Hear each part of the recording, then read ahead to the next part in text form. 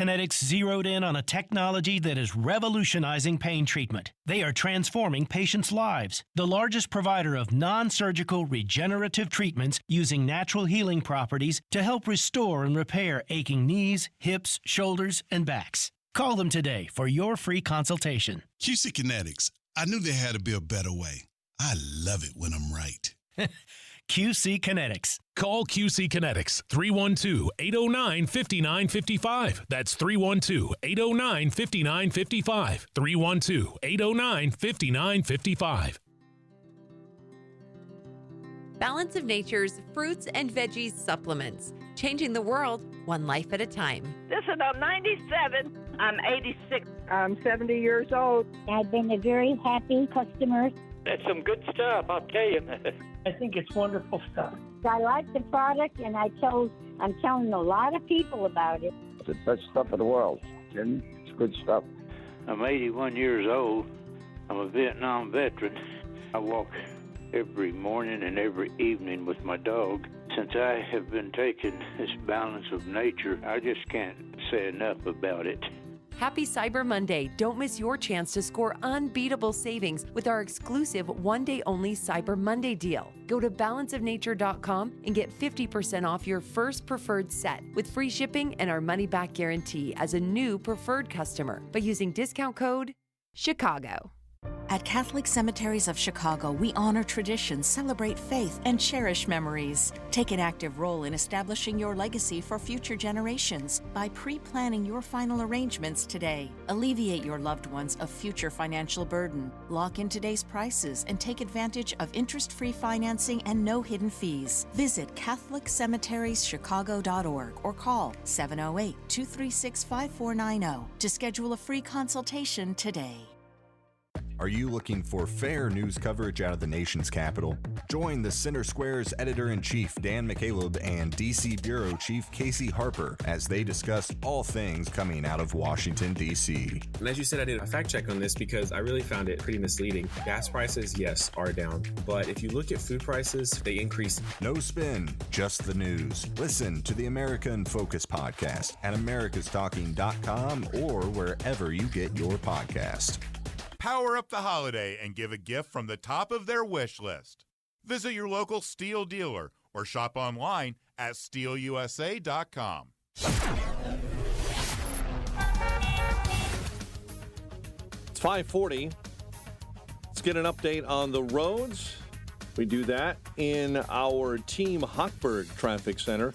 And this update is a service of Trim Light Chicago. Got to see it to believe it. Amazing, customizable, and permanent holiday and year-round accent lighting for the exterior of your home or business. It's not too late to book your holiday installation, but you need to do it today at Trim Light Chicago. Kennedy jammed up outbound. Lots of folks heading to the airport this morning between I-90 and Manheim. Things are slow as well on the west side, broken water main. Polk and Damon icing up just a bit. Accident in Waukegan, Washington, and Teskey Boulevard. Chicago's Morning Answer with Dan and Amy continues next. AM 560 Weather Center forecast. A cold day ahead, clouds and sun, a high of 30, 22 overnight, partly sunny and chilly tomorrow, a high near 30. Partly cloudy and 14 at O'Hare, 16 at Midway, 9 in Aurora, 19 Lakefront. Your next news update is at 6. Chicago's Morning Answer continues next on AM 560 The Answer. Now, from the Signature Bank Studios. If you're looking for the latest news, insight into what it means, and the sharpest opinion, there's only one station in Chicago where you can turn, and it's this one. We're AM 560, The Answer. Top of the morning, Dan and Amy. So late yesterday, the word came down that the big guy decided to live his values in a way differently than he had been living his values previously on the matter of pardoning baby boy Hunter. But again, like Kamala with respect to fracking or open borders or so many other policies, the values don't change even when the positions do. And that's the important thing to remember. Values never changed. So this was Joe back over the summer talking to David Muir, his good friend, about the prospect of pardoning baby boy Hunter. Now, he was still a candidate at that time. Your son Hunter is on trial, and I know that you cannot speak about an ongoing federal prosecution. But let me ask you, will you accept the jury's outcome, their verdict, no matter what it is? Yes. And have you ruled out a pardon for your son? Yes. That can be interpreted in a lot of different ways. He was asked again at a confab with Zelensky about the pardon. I'm extremely proud of my son Hunter. He has overcome an addiction. He's one of the brightest, most decent men I know, and I am satisfied that I'm not going to do anything. I said I abide by the jury decision, and I will do that, and I will not pardon him. Mm-hmm. And of course, KJP, White House spokeswoman, she had flack for that position, and she did so in her normally unequivocal, powerful, persuasive manner. The president would not pardon or commute sentences for his son, Hunter. I just want to make sure that that is not going to change over the next 6 months. The president's saying he would not. It's still a no. It's still a no. It will always be a no. It's still a no. It will be a no. It is a no, and I don't have anything else to add. Will he pardon his son? No. No, he will not. And yesterday he pardoned his son. Again, though, you have to take into account the explanation that the big guy provided. Upon further reflection. Oh, there we go. Showing his true colors. Okay, Democrats lie. This just in. Yes. Upon further reflection. Go on. I said I would not interfere with the Justice Department's decision-making, and I kept my word even as I have watched my son being selectively and unfairly prosecuted. Without aggravating factors like use in a crime, multiple purchases, or buying a weapon as a straw purchaser, people are almost never brought to trial on felony charges solely for how they filed out a gun for them. Those who are late paying their taxes because of serious addictions but pay them back because of serious addictions, but pay them back subsequently with interest and penalties are typically given non-criminal resolutions. It's clear that Hunter was treated differently. What? For my entire career, I have followed this simple principle. Yeah, what is that? I can't wait. Just tell the American people the truth. No, he did not say that. I'm quoting him. They'll be fair-minded. Here's the truth. I believe in the justice system. But as I have wrestled with this, I also believe raw politics has infected this process and it led to a miscarriage of justice. And once I made this decision this weekend, there was no sense in delaying it further. I hope Americans will understand why a father and a president would come to this decision. If you can't pardon your baby boy Hunter, who can you pardon? 312-642-5600. Turnkey.pro answer line. Well, Hunter was scheduled to be sentenced December 12th for the conviction, the federal gun charges. And he was also set to be sentenced on December 16th in that separate criminal case in which he pleaded guilty to federal tax evasion, because he didn't pay his taxes because of his addiction.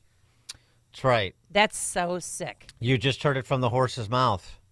That's right. That's why that happened. And by the way, there was no jury there. No. There was, as you just mentioned, he just pled out to those federal income tax evasion charges. So didn't have to do that, chose to.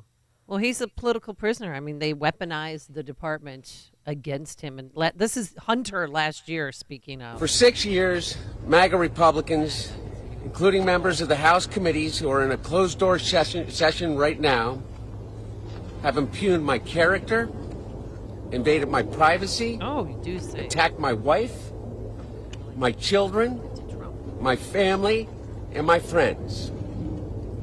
They have ridiculed my struggle with addiction, they have belittled my recovery, and they have tried to dehumanize me, all to embarrass and damage my father, who has devoted his entire public life to service.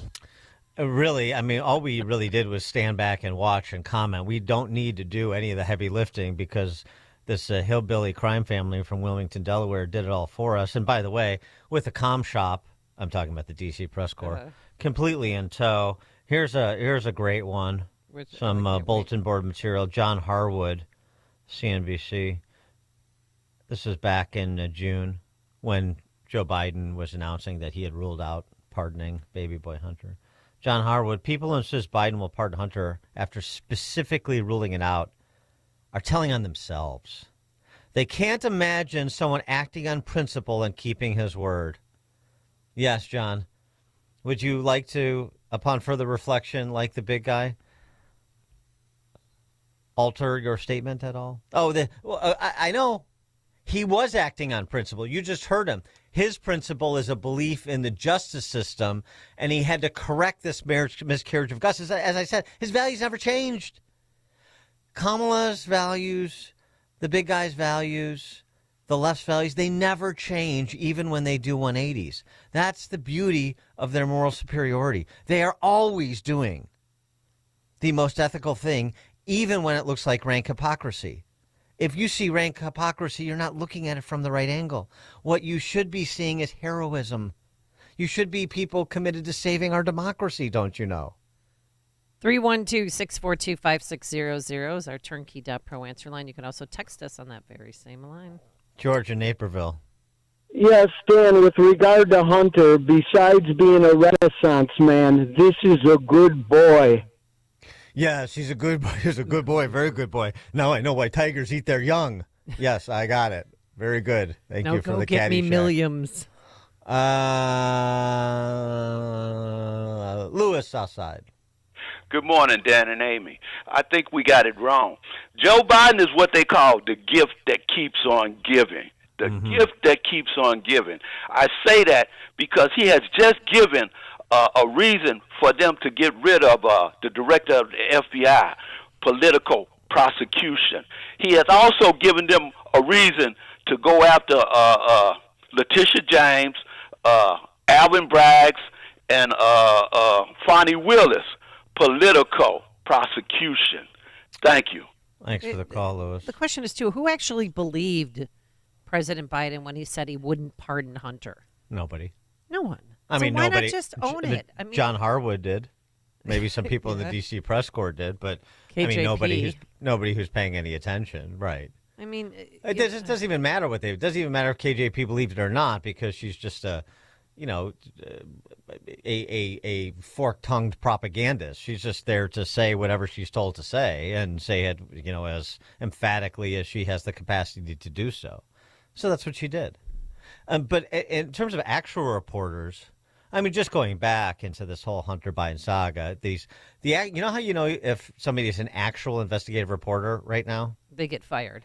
Yeah, they're not part of the corporate media. They can't. Right. Catherine Herridge can't exist in corporate media. Cheryl Atkinson can't exist in corporate media, so they do their own thing.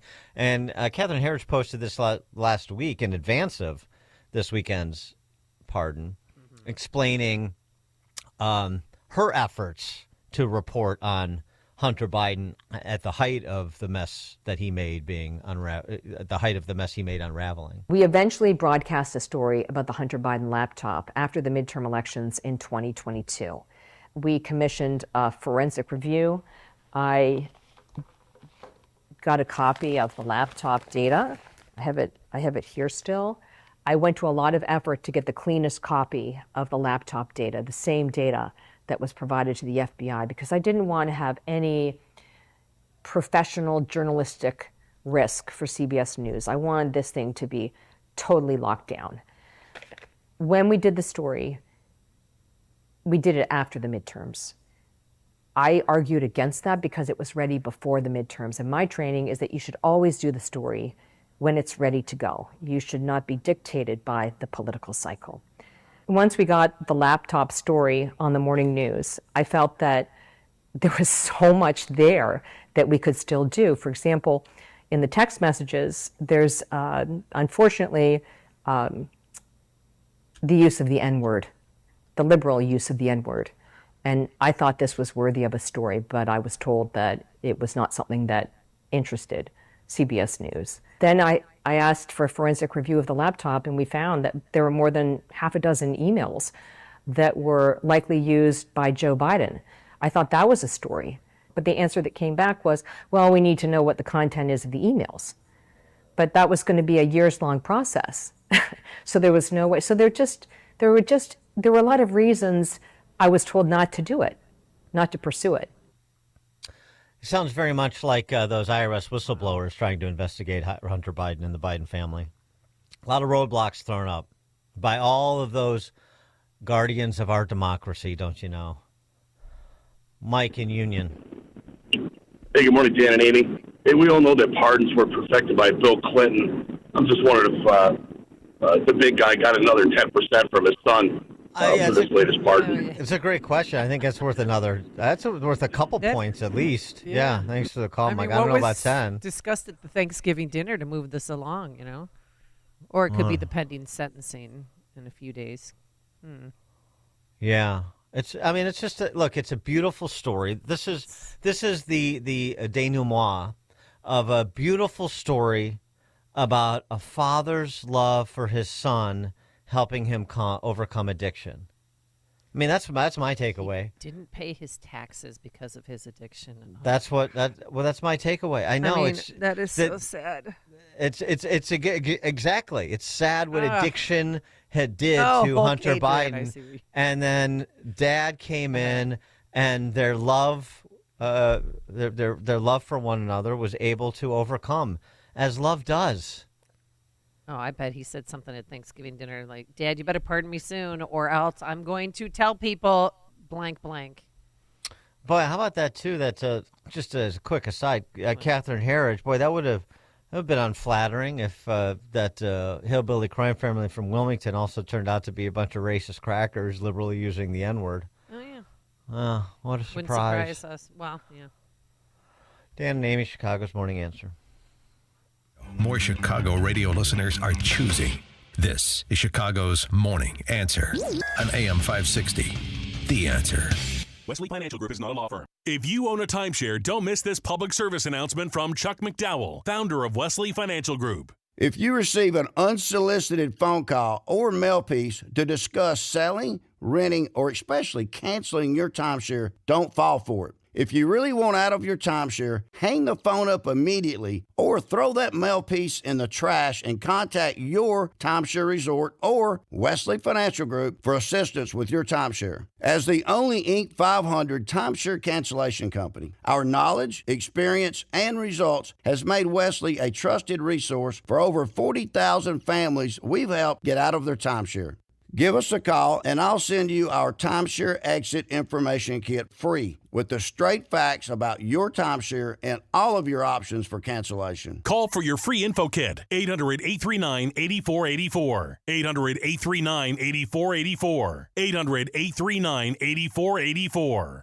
Amy Jacobson and Dan Proft here, and we want to tell you about our 2024 Food for the Poor campaign. If you've listened to the station and to our show for any length of time, then you already know about Food for the Poor. They are a nonprofit, faith-based organization that provides food, water, medicine, clothing, and life-saving supplies directly to local partners in Latin America and the Caribbean. We all know how bad the situation is right now in Latin America and the Caribbean. For many families, the cost of food has simply become prohibitive, leading to sickness and starvation. The only thing standing between these families and starvation is Food for the Poor. But in order to get this food to those who need it most, Food for the Poor needs your help. Your one-time gift of just $50 can provide life-saving food for a child for an entire year and provide their community with access to water. To give a gift of any amount, just call 844-862-4673. That's 844-862-4673. Or you can visit 560theanswer.com/foodforthepoor or just click on the Give Life banner.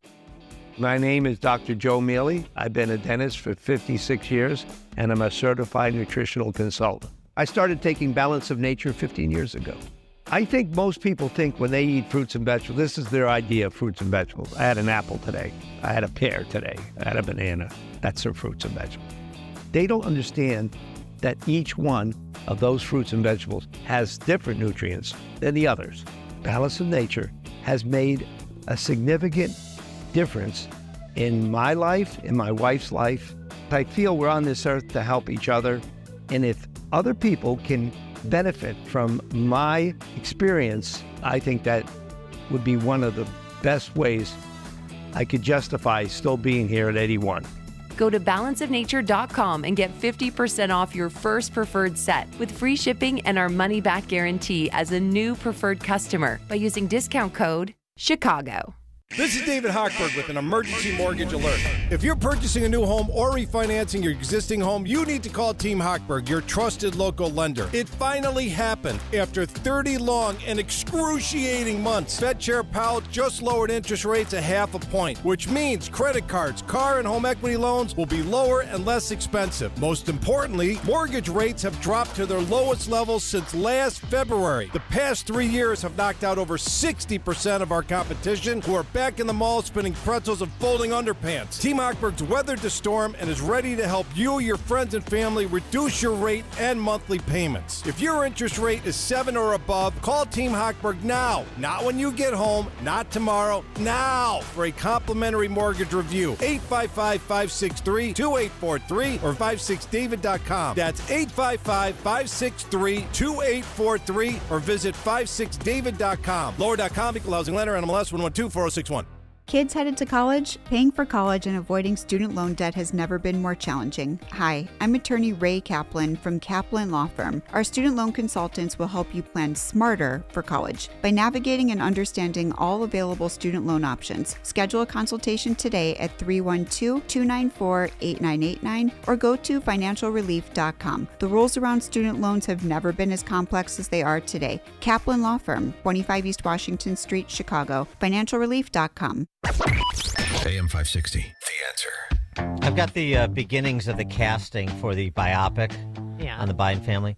De Niro will play the big guy, Sharon Stone as Jill, and Sean Penn as Hunter. Nice. Okay. It is 6 a.m. WIND, Chicago. President Biden is in Africa. I'm Dave Anthony, Fox News. He just visited Cabo Verde, an island nation off the coast. Now he's headed to Angola for a 3-day visit after causing controversy right before he left last night. President Biden pardoned his son Hunter. And Fox's Madeline Rivera reports. Hunter was found guilty in June on 3 federal gun charges. In September, he pled guilty to 9 federal tax charges. He was supposed to have sentencing hearings on December 12th for his gun case and December 16th for his tax case. All of those now gone. But the president's pardon doesn't just cover these offenses. It covers any crime the first son may have committed between January 2014 to December 2024. And that time frame is notable, given that Hunter joined the board of Burisma Holdings in 2014. The House Republicans have spent years investigating Hunter Biden's foreign business dealings in an impeachment inquiry probing if the president was involved. GOP Congressman Corey Mills tells Fox. There should be a continuation of investigation on Hunter for all the things that was going on, because this is one of the most corrupt families that we've ever seen in the White House. President-elect Trump, in a Truth Social post, called the Hunter Biden pardon a miscarriage of justice, adding in a reference to all those convicted in the 2021 Capitol riot, does the pardon include the J6 hostages? Now, speaking of hostages, an American-Israeli soldier held in Gaza has been confirmed dead by Israel's military, which says Captain Omer Nuert was already dead when he was captured in Hamas's October 7th terror attack. As for the dozens still alive in Gaza, over the weekend, the militants released a propaganda video showing another Israeli-American hostage, Eden Alexander. In it, he pleads with President-elect Donald Trump and Israeli Prime Minister Benjamin Netanyahu to do what they can to free the remaining captives. That's Fox's Jonathan Savage. It's Cyber Monday. Americans getting deals online. After Black Friday, Adobe says we spent $10.8 billion, a record. America's listening to Fox News. 14 degrees at 6:02 on AM 560. The Answer. Good morning. I'm Mike Scott. State police are investigating after local police shot and killed a man armed with a chainsaw at a St. Charles assisted living facility. Officers responded yesterday to the River Glen of St. Charles on reports of a man armed with a chainsaw entering the lobby of that facility and threatening residents. Just because it's such a quiet neighborhood, we see a lot of people walking up and down, and boy, it's shocking. Police used a taser on the man, but he continued to attack residents and officers. An officer was then forced to shoot the man, who died later at a nearby hospital. A Chicago man faces charges in the killing of an Oak Park police officer. Gerald Thomas faces multiple charges, including first-degree murder in the shooting death of Detective Alan Reddens. It's the first line-of-duty death in Oak Park since 1938. A man charged with shooting a Jewish man in Chicago before opening fire on police is dead after he was found unresponsive in his Cook County jail cell. Cook County sheriffs say Sadi Abdullahi was located unresponsive Saturday after an apparent suicide by hanging. Abdullahi, you may recall, faces numerous charges after police say he shot the victim as he was walking to synagogue on October 26. Kim Foxx is touting her accomplishments as Cook County State's attorney. Final report released over the weekend shows 250 wrongful convictions overturned. Foxx will also be remembered for botching the Jussie Smollett case. Foxx is being replaced by Eileen O'Neill Burke, who will be sworn into office today. The Blackhawks surrendered 3 goals in the third of their 6-3 loss to Columbus last night. Connor Bedard did tally in the third minute of the game. Hawks visiting Toronto later on tonight. Bulls host Brooklyn tonight after a rough Friday night loss to the Celtics. The News is a service of Balance of Nature fruits and veggies in a capsule. Save 35% off your first preferred order with promo code Chicago. Order online at balanceofnature.com and use promo code Chicago to save 35% as a preferred customer. Hurry, offer ends soon. A check of traffic and weather on the way next on AM 560. Larry Elder sees a big battle for Trump. One of the many things Donald Trump says is that we're going to take a fresh look at the 14th Amendment that some people say means an illegal alien born on American soil is an automatic American citizen. This is going to be very interesting next several years. The pushback is going to be absolutely incredible. The Larry Elder Show, weeknights at 8, right before Sean Hannity at 10 on AM 560. The Answer. Do you owe the IRS $10,000 or more in back taxes? Are you being audited or investigated? Has the IRS sent you a letter demanding payment? You may not owe what they claim. Make this free call to the tax doctor now. Let them negotiate with the IRS on your behalf. Call 800-215-2418, 800-215-2418, 800-215-2418. Shop Dell Technologies Cyber Monday event for their lowest prices of the year. The future is on sale today with limited time deals on select PCs like the XPS 16 that accelerate AI with Intel Core Ultra processors. Cyber Monday is their biggest sale of the year and the best time to upgrade, but it's only here for a limited time. Shop now at Dell.com/deals. That's Dell.com/deals.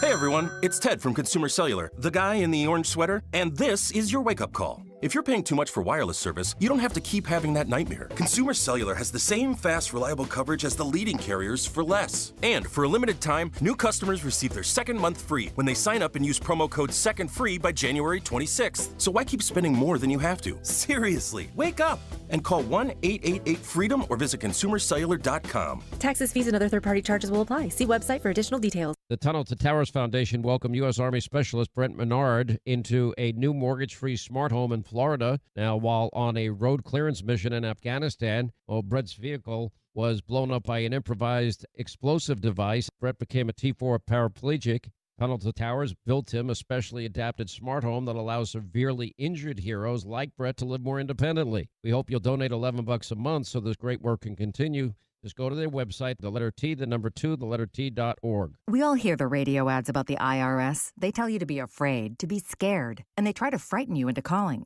I'm not here to do that. Tax Relief Advocates is different. TRA is here to tell you that if you owe money to the IRS, whether it's $5,000, $50,000, or $500,000, we have a solution. It doesn't matter if you're sitting in your car, at work, or with your kids. No matter where you are, call now. 800-575-6745. Don't lose hope. TRA can eliminate or reduce what you owe to the IRS. Generous programs are now available that can give you a fresh start. Our passion is taxes and helping individuals fix their IRS problems. We have over 1,000 5-star reviews on Google and an A+ with the Better Business Bureau. You don't need to be afraid of the IRS any longer. End your tax nightmare today by visiting us online at TRA.com Or call 800-575-6745. That's 800-575-6745. Tax Relief Advocates. Real solutions for real people.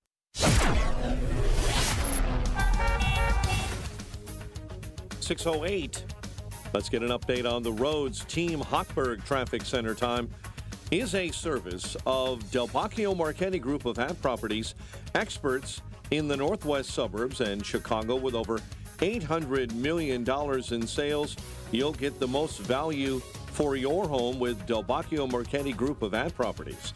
708-828-0000.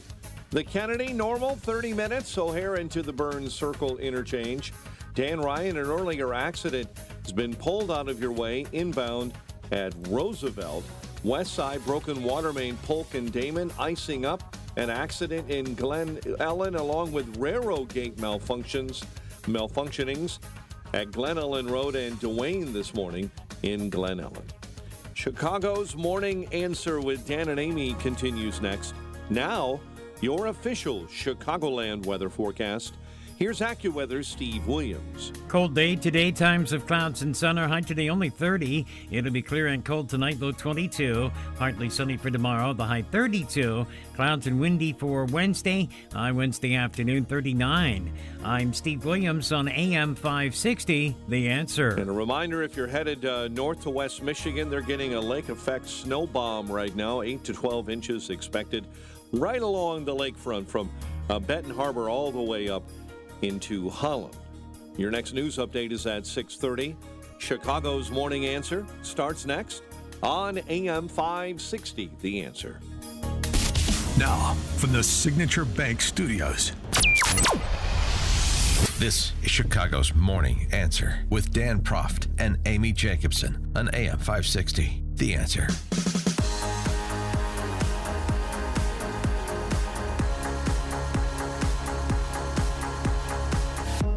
Top of the morning, Dan and Amy. Before we get to the nominee for FBI director that has the DC establishment wedding itself, I'm rounding out this biopic that I think would be perfect for like the Hallmark Channel or something.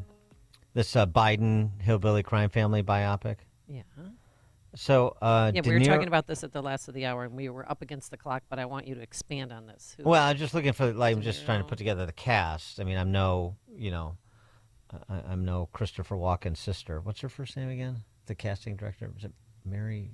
Why am I blanking on that? Anyway, so I got De Niro as the big guy, but he's going to need lifts because he's short. Well, yeah, the camera does magical things. Sharon Stone is Jill. I hate Sharon Stone now because of what she said about Republicans and Americans generally. Well, yeah. Well, we're idiots and we don't travel because we don't have passports, so we're stupid, and that's why we voted for Trump. Sean Penn as Hunter. Ooh, I like that. Cynthia Erivo as Karine Jean-Pierre. Oh, that's right. Oh, she was really good, by the way, in Wicked. Did you see Wicked? Yeah, right. She is intolerable on this press junket. Her and Ariana Grande doing these interviews where they're pawing each other and they're always weeping and they're talking about, being black queer women, or at least Cynthia Erivo is. As a black woman who is queer, who shows up in this way, absolutely. There's something that I have that many other alphabets don't have. They don't know what it is like to walk through the world like this. I do. Yeah. And so that immediately makes me completely different. And the way he shot it, the way, the space that he gave me to do it is fucking awesome. I bet it's so sick. Was she drunk? Ariana Grande? They're on whatever Kamala was on when she did that video last week. All right, so that's Cynthia Erivo as KJP. I got Chris Ruffalo cast as Abby Lowell, Hunter's attorney. Oh, yeah. Well, wait. Who's going to be Jill Biden? Who? Jill. You can't leave about Jill. She's running the place. I just said Sharon Stone. Oh, Sharon Stone. That's right. Steve Buscemi is going to be David Weiss. Ooh. He'll play David Weiss. And Alec Baldwin is Chris Ray. He had fit Alec Baldwin into the script somehow. All right, so I mean, I'm just spitballing at this point. I've got the tease. It's a heartwarming story of a father's love for his son and country conquering all. That's sort of the tagline of the film. Biden Saves America or something like that. I'm sorry, Joe Biden's brother? Who's playing Joe Biden's brother? James Biden? James Biden, because they're creepily looks eerily similar to each other. Well, they are brothers, but James Biden? Maybe De Niro can play that too and just change his appearance a little bit. He could do that. Yeah, he could do that. I'm thinking. The Jeff Dunham Old Man Marionette. We'll use the puppet. Yeah. Jeff Dunham, the ventriloquist, that old man puppet that looks like a Biden with the scowl on his face, right, and the furrowed brows. We'll literally have him on marionette strings, on puppet strings. James Biden when he's on screen. 312. A few moments he would be. Yeah, sorry. 312-642-5600. You can call in or you could text us some ideas. Mm-hmm. David Winnetka, you're on Chicago's Morning Answer. Hey, good morning, Dan. Good morning, Andy. Hope your Thanksgivings were lovely. Kamala could play herself as like a drunken streetwalker crack store. Yeah, I was going to go with Whoopi for that role. Because the laugh, the joyous laugh, and the joy vibe, and the whole thing. I mean, she's not going to have a big role. Jim in LaGrange. Hey, Dan. Listen, it's got to be Nicolas Cage instead of Sean Penn for Hunter. It's a semi-reprisal of Leaving Las Vegas. I mean, he's the perfect guy for it. Skinny, long, stringy hair, the whole 9 yards. Have a great day. It's a good call, but I think you have to factor in the leftist politics here. And I don't really know what Nick Cage's politics are. He's crazy. That's a good thing. So I think you have to give priority to all of those political thought leaders in Hollywood that are always running to microphones to tell everybody what they think about Trump or Biden or Hillary or American politics generally, that really know nothing. And I mean, Alec Baldwin has to be in there because he's been doing it for 40 years, and so have most of the other names mentioned. Got a text message. Dan and Amy, Johnny Depp should be Hunter Biden. But you got to factor in the political angle here. It has to be out and proud, unrepentant, ignorant, rant-oriented leftists. Okay, so that winnows the talent pool a little bit. That's my thinking on it. It's just my vision, okay? It's my movie. You can make your own Biden biopic, and you make it with whoever you want. I'm just telling you mine. All right. We should get to Kash Patel because Andy McCabe and everybody else at MSNBC very, very concerned. Former Deputy FBI Director and acting FBI Director and disgraced former Deputy and acting FBI Director who was referred by the Inspector General for DOJ for criminal prosecution. Biden administration declined. And so did the Trump administration for that matter. Andy McCabe on Kash Patel. Yeah, well, it's a terrible development for the men and women of the FBI and also for the nation that depends on a highly functioning, professional, independent Federal Bureau of Investigation. The fact that Kash Patel is profoundly unqualified for this job is not even like a matter for debate. So I think what we should really be thinking about right now is what does this signal in terms of Donald Trump's intent for the FBI? The installation, or the nomination, I guess we should say at this point, of Kash Patel as FBI director can only possibly be a plan to disrupt, to dismantle, to distract the FBI, and to possibly use it as a tool for the president's political agenda. And, you know, as an organization, we know what that looks like. this country has been there before, right? The pre-Watergate FBI, the J. Edgar Hoover FBI, struck fear in the hearts of Americans across the spectrum of politicians, people in entertainment, people in the civil rights community, because the director operated at the direction of presidents to collect political intelligence and to utilize the legal authorities, the investigative authorities of the FBI to terrorize and intimidate Americans. So the question is that where we're going back to with this nomination? I would argue that Kash Patel would be the perfect person for Donald Trump to nominate if that's in fact his intent for the FBI. That's not where we're going back to. That's where we're coming back from, of course. Everything that Andy McCabe, like all on the left, worry about coming to pass has already come to pass. They just can't see but for the plank in their eye. By the way, Jeff Daniels for Andy McCabe in the... oh, yeah, nice. Or for Jim Comey. Oh. All right, we're going to, we've got some slots to fill. Anyway, so Kash Patel responding to Andy McCabe, who's been carrying on about the prospect of Kash Patel at FBI for a while now. This is Patel on McCabe. You would be dangerous. No part of the FBI's mission is safe with Kash Patel in any position of leadership in the FBI, and certainly not in the deputy director's job. From Andrew McCabe, your reaction? Well, look, my 16-plus years in government service as a public defender, as a national security prosecutor, as a civilian in Joint Special Operations Command, leading President Trump's counterterrorism missions, taking out Baghdadi, returning hostages, serving as his deputy director of national intelligence, and lastly as chief of staff. The only thing I was beholden to was the United States Constitution. And yes, I was a lead investigator where he exposed the Russiagate crimes that Comey, McCabe, Strzok, and Page, and so many others committed. And we reported to Congress those oversight matters, and those were taken up through them in the right course to the American people. So if anyone has a complaint about that and questions my unwavering commitment to the Constitution, I'm happy to talk to them about it. I'm especially happy to talk to the media about it.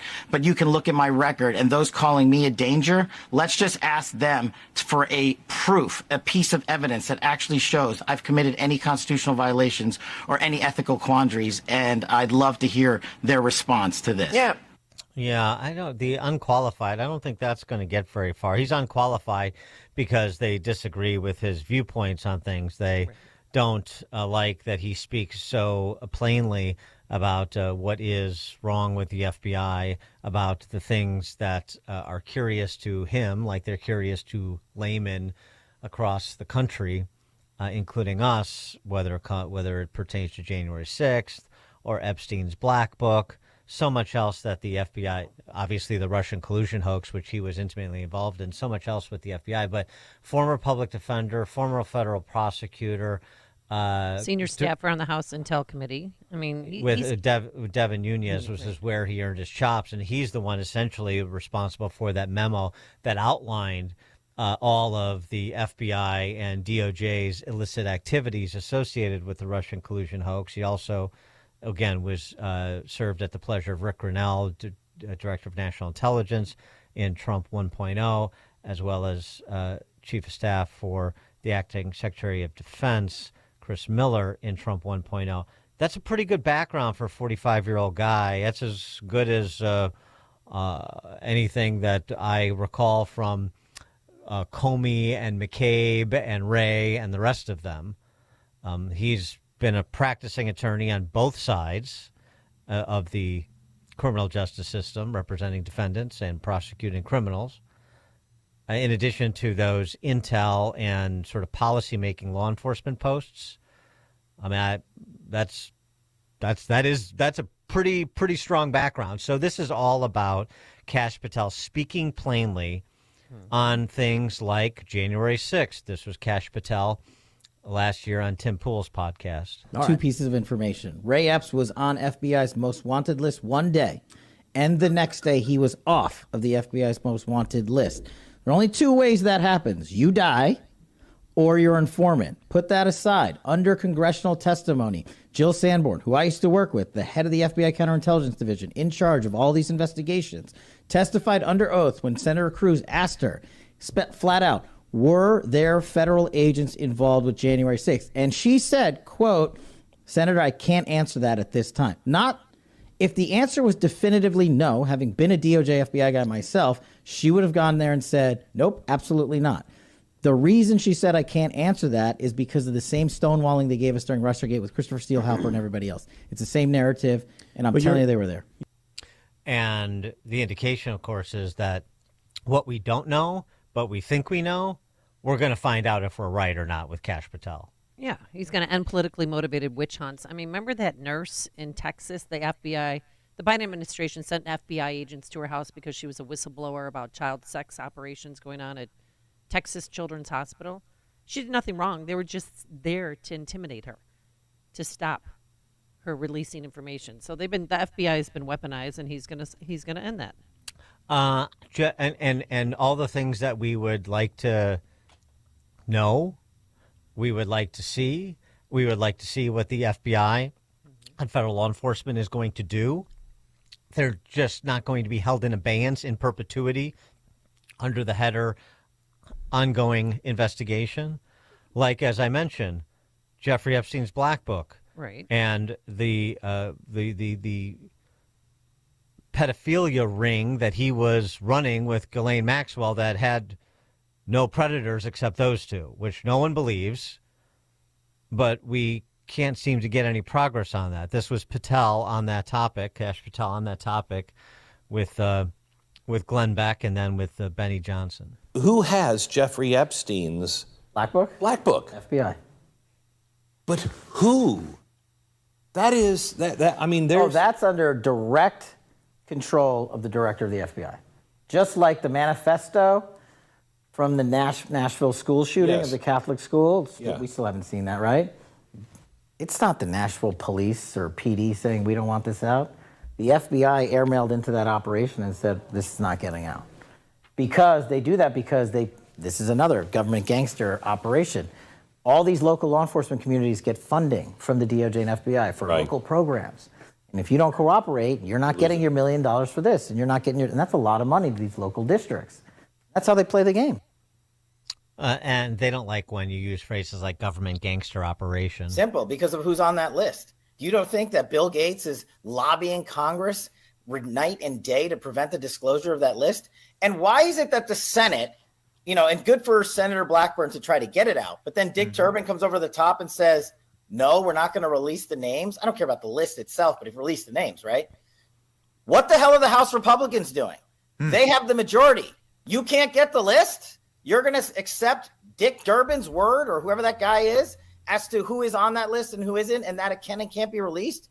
Put on your big boy pants and let us know who the pedophiles are. We have an election coming up, and we need to adjudicate this matter at the polls. God knows the FBI and DOJ aren't going to do anything. But how are you going to reward the FBI with a new headquarters building after their illegal surveillance on Donald Trump continues with a reauthorization of FISA, and we can't even get basic documents out? This is why America hates Congress. And this is why I'm tired of the Republican majority saying they're going to get the job done and failing. Well, that puts a marker down, doesn't it, for somebody to be put in charge of that agency to not fail. I love it. I'm so glad he chose him. And I want to know more about Thomas Crook. Some people seem to forget about him. You know, the guy who tried to kill Trump in Pennsylvania? We know nothing about him. We know nothing about what 18 contacts were on that burner phone he had. Nothing. And I want to, once he gets in there, I think we'll know more about that as well. More details on the FBI's investigation into Secret Service. Also, this cocaine statement was in the White House. Yeah. I mean, that's way down the list of priorities, but sure, I'll throw that on the Put it on the pile. the honey-do list.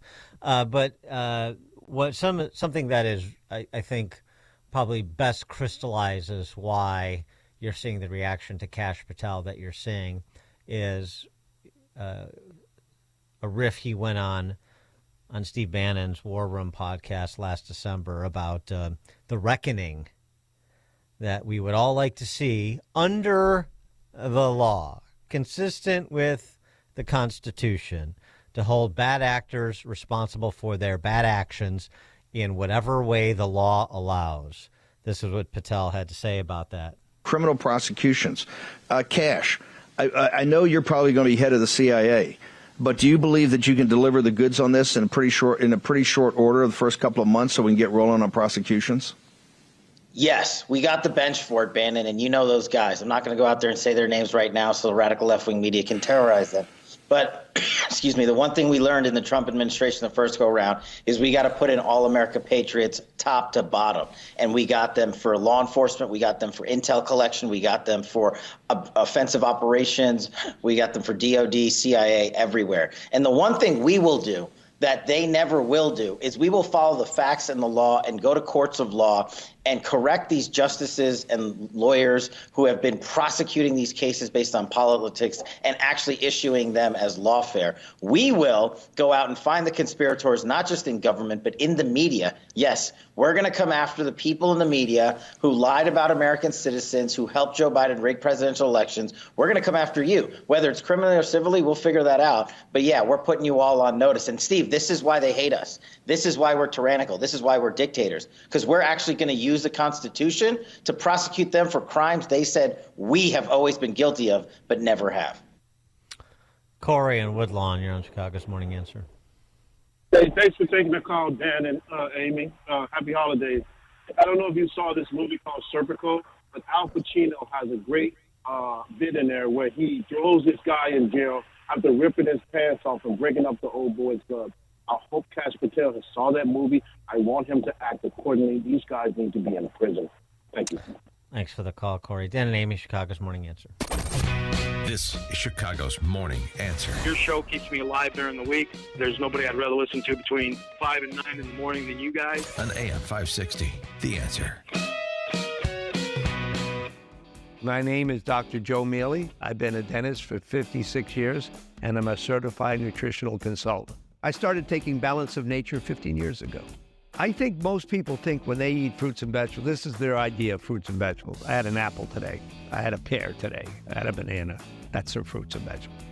They don't understand that each one of those fruits and vegetables has different nutrients than the others. Balance of Nature has made a significant difference in my life, in my wife's life. I feel we're on this earth to help each other. And if other people can benefit from my experience, I think that would be one of the best ways I could justify still being here at 81. Go to balanceofnature.com and get 50% off your first preferred set with free shipping and our money-back guarantee as a new preferred customer by using discount code CHICAGO.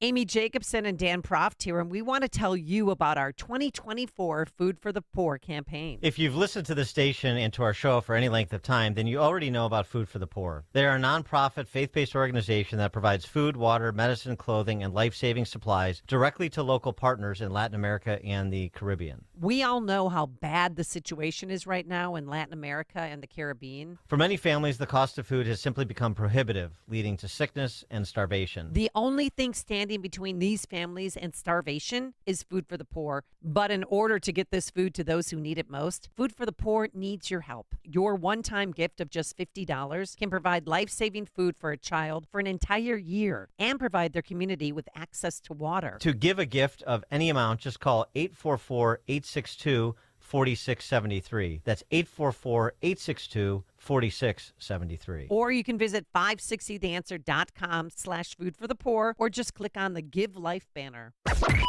AM 560, The Answer. All right, coming up on Chicago's Morning Answer. Another Cook County police officer killed in the line of duty on Kim Foxx's last weekend in office as Cook County State's Attorney. We'll talk about the murder of Oak Park Detective Alan Reddens, as well as Kim Foxx's legacy. I can even use that word with former Riverside Police Chief Tom Weitzel at 6:36. Yeah, our new Cook County State's Attorney will be sworn in today, and Kim Foxx is on vacation. But now let's head into the newsroom. Here's Mike Scott. 6:32, 14 degrees this morning. The Supreme Court hearing two big cases this week that could have far-reaching impact on teens and families. Today, the High Court will hear arguments over the FDA rejecting the sale of flavored tobacco products. Then on Wednesday, the court will examine Tennessee's ban on gender-affirming treatment. Donald Trump responding to President Biden's surprise decision to pardon his son Hunter on Sunday. In a Truth Social post, Trump called it an abuse and miscarriage of justice. Florida Republican Congressman Corey Mills says it demonstrates the president's disdain for equal justice. He's continued to try and go ahead and bail his son out instead of doing what's right, which is allowing the scale of justice to actually rule. In his statement announcing the pardon, the president said Hunter Biden was singled out for political reasons. President-elect Trump has chosen Kash Patel to serve as FBI director. His pick is facing pushback from critics like California Democrat Senator Alex Padilla. Is it a genuine, legitimate appointment or a political appointment to politicize the Bureau and the department in Trump's favor? The appointment means current director Christopher Wray must either resign or be fired. It's the coldest start to December in years for some parts of the U.S. In places like Chicago, Detroit, Cincinnati, and Pittsburgh, high temps will be in the 20s and 30s, sub-zero temperatures in parts of the Dakotas and Minnesota. Coming up in the business week ahead, reports start rolling in with word on construction spending. Data on job openings and auto sales are following on Tuesday. The ADP employment report is due Wednesday. State police continue investigating after police shot and killed a man armed with a chainsaw at a St. Charles assisted living facility yesterday. Just because it's such a quiet neighborhood, we see a lot of people walking up and down, and boy, it's shocking. Authorities say officers responded yesterday morning to River Glen, St. Charles, on reports of a man armed with a chainsaw entering the lobby of that facility and threatening residents. Former Chicago Alderman Danny Solis is set to be cross-examined today by defense attorneys in Michael Madigan's racketeering trial at the Dirksen Federal Building. A Chicago man is charged with killing an Oak Park police officer last week. Gerald Thomas now faces multiple charges, including first-degree murder in the shooting death of Detective Alan Reddens. It's the Oak Park Police Department's first line-of-duty death since 1938. A 16-year-old girl is in custody following a deadly stabbing on the South Side. Police say the teen stabbed Leanne Fair yesterday in the 1500 block of East 67th. Police say there is an ongoing investigation. The Blackhawks surrender 3 goals in the third in a 6-3 loss to Columbus at the UC. The Hawks visit Toronto tonight, while the Bulls host Brooklyn tonight. D3 football playoffs, North Central advances with a win. Hope College topped Aurora University, and coach Don Beebe, the 11-0 Dutch, now face top-ranked North Central Saturday in Naperville. The news, a service of AlmostFreeTeeth.com. Overpaying for dental implants is over. If you have Blue Cross Blue Shield, PPO, or FEP, you could save 90% on average to get your smile back. Learn more and check if you qualify. AlmostFreeTeeth.com. A check of traffic and weather on the way next on AM 560. Charlie Kirk explains what we're seeing from the left. American-made missiles are now being shot into the interior of Russia. The American left would rather see the world burn and blow up the world than give up power. They are handing Donald Trump potentially nuclear war. The Charlie Kirk Show. Afternoons at 1, right before Sebastian Gorka at 3 on AM 560. The Answer. If you're self-employed and purchase your own health insurance, I have some great news. From now until January 15th, the health insurance exchanges are open again. And even if you've never qualified for a health insurance subsidy before, you most likely will now. The American Rescue Plan expanded subsidy eligibility to millions of Americans who have never qualified before, even to those with high income levels. And this year, you can purchase a PPO policy, which includes access to Northwestern Medical Group. Employers who provide small group coverage also have new options, and so do seniors looking for Medicare supplement coverage. Call me. I can help. If you're tired of calling a bureaucrat at an 800 number to help you navigate Obamacare, then you need a local expert on your side. C. Stephen Tucker from healthinsurancementors.com is someone I know and trust. He's a 30-year licensed broker who's been educating our listeners for more than 10 years. Steve, how can our listeners get in touch with you? Thanks, Dan. They can visit healthinsurancementors.com or call me directly at 630-674-1551. 630-674-1551. Balance of Nature supplements, changing the world one life at a time. I heard about it for 3 months and I kept wanting to do it and I just didn't. And I finally said, I'm going to do it. I just feel overall better, but I've continued to take it. Oh, I really like them. I feel good while I'm on them, and they're easy to take, and they seem to be working well. I love it. I love the product. And not only the product, the people that work for them, too, are really nice. That's another plus. It's the best product on the market. I think it's a good product, so that's the reason I'll continue to take it. It's a wonderful product. I'm trying to get as many people as I can to take it. Happy Cyber Monday. Don't miss your chance to score unbeatable savings with our exclusive one-day-only Cyber Monday deal. Go to balanceofnature.com and get 50% off your first preferred set with free shipping and our money-back guarantee as a new preferred customer by using discount code CHICAGO. $20 million. No, it's not the national debt. It's the buying spree at Fox Valley Coins. And it's on from now until Thanksgiving.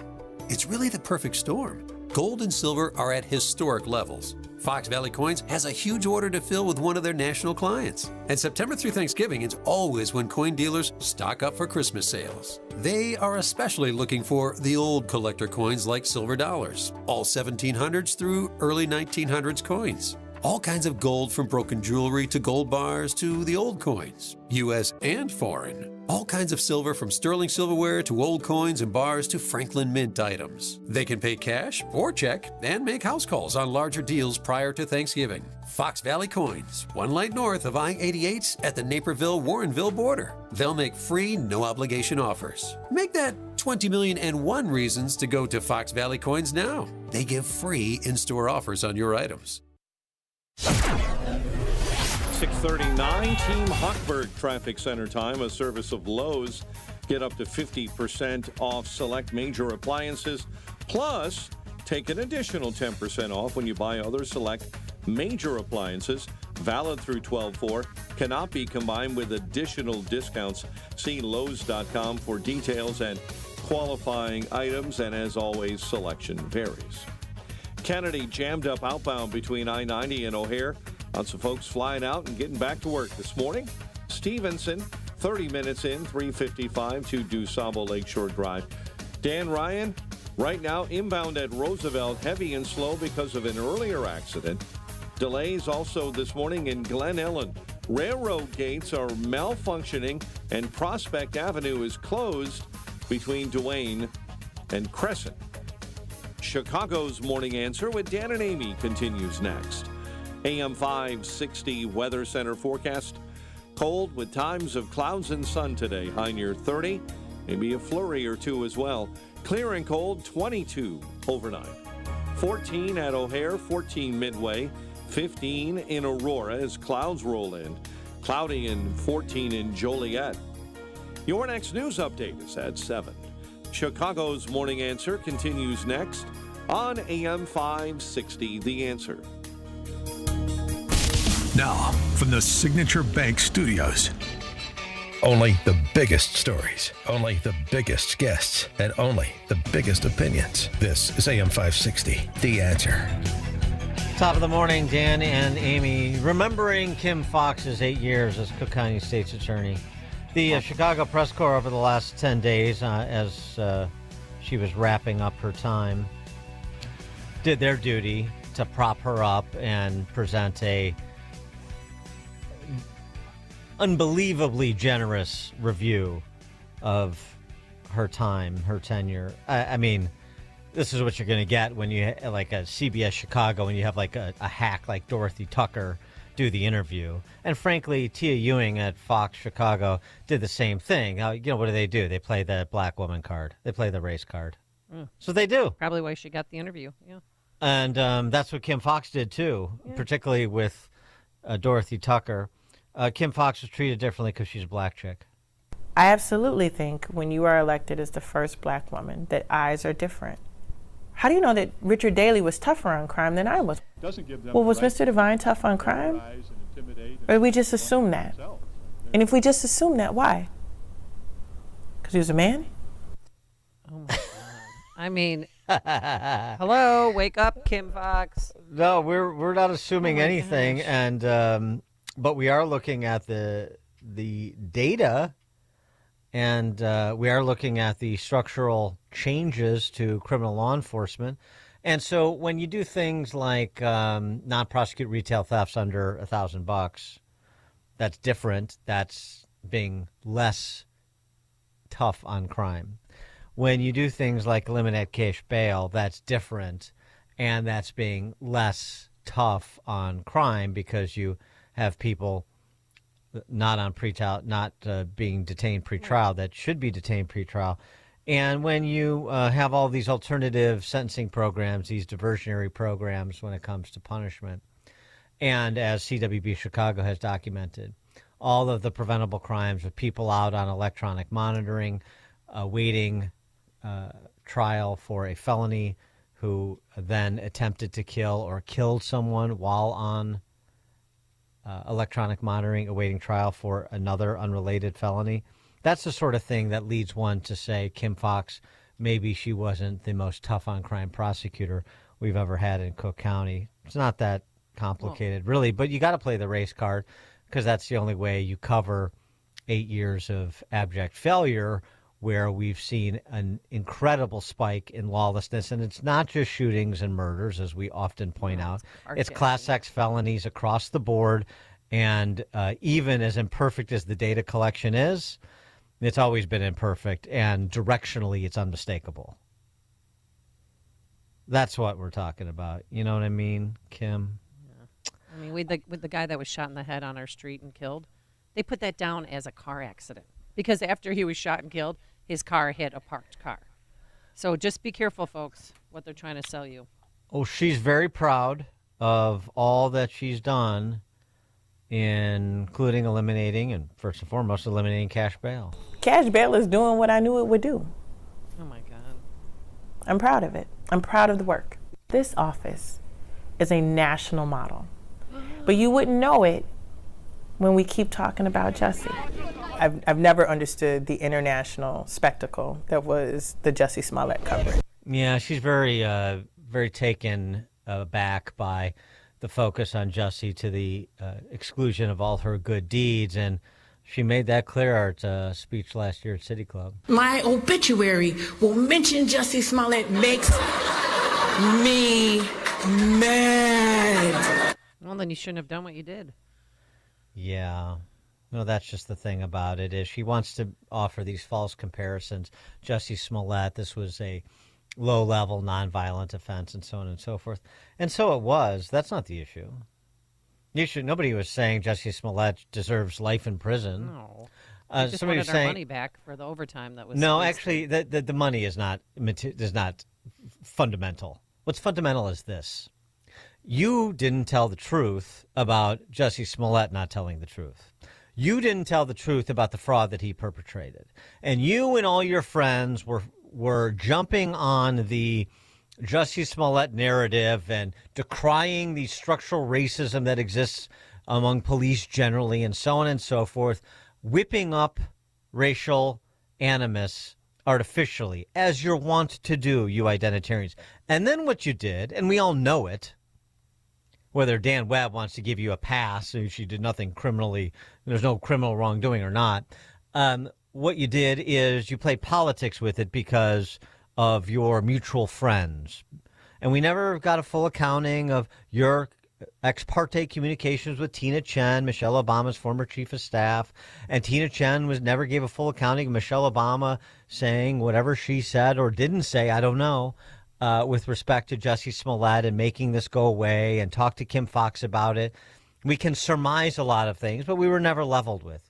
You were playing identitarian and celebrity politics with your office in some form or fashion, and we all know it, and you're lying about it, and you're doing worse. You're covering yourself with the race card and trying to hi-hat us by pretending we don't know what you did. That's what the problem is, Kim. For more on this, pleased to be joined by former Riverside Police Chief Tom Weitzel. Tom, thanks for joining us. Appreciate it. Hey, good morning, Dan and Amy. Your reviews of Kim Foxx's 8 years. Horrible. It's always been that way. She's literally the worst enemy of law enforcement, at least the police, in my 37 years in law enforcement. And she was proud of that. I attended many meetings where she spoke, and I wouldn't even call it speaking. She laid the law down as to what was happening under her administration. And I know you mentioned it earlier. It started with retail theft, but she told us, I sat at a meeting where she told us that her office would go after police officers who violated any law. And you were just talking about the Jesse Slomet case where it was a bunch of lies. I sat in a meeting where she told that if her office caught an officer lying on stand, they would prosecute them to the fullest extent of the law, but it didn't apply to her office. Mm-hmm.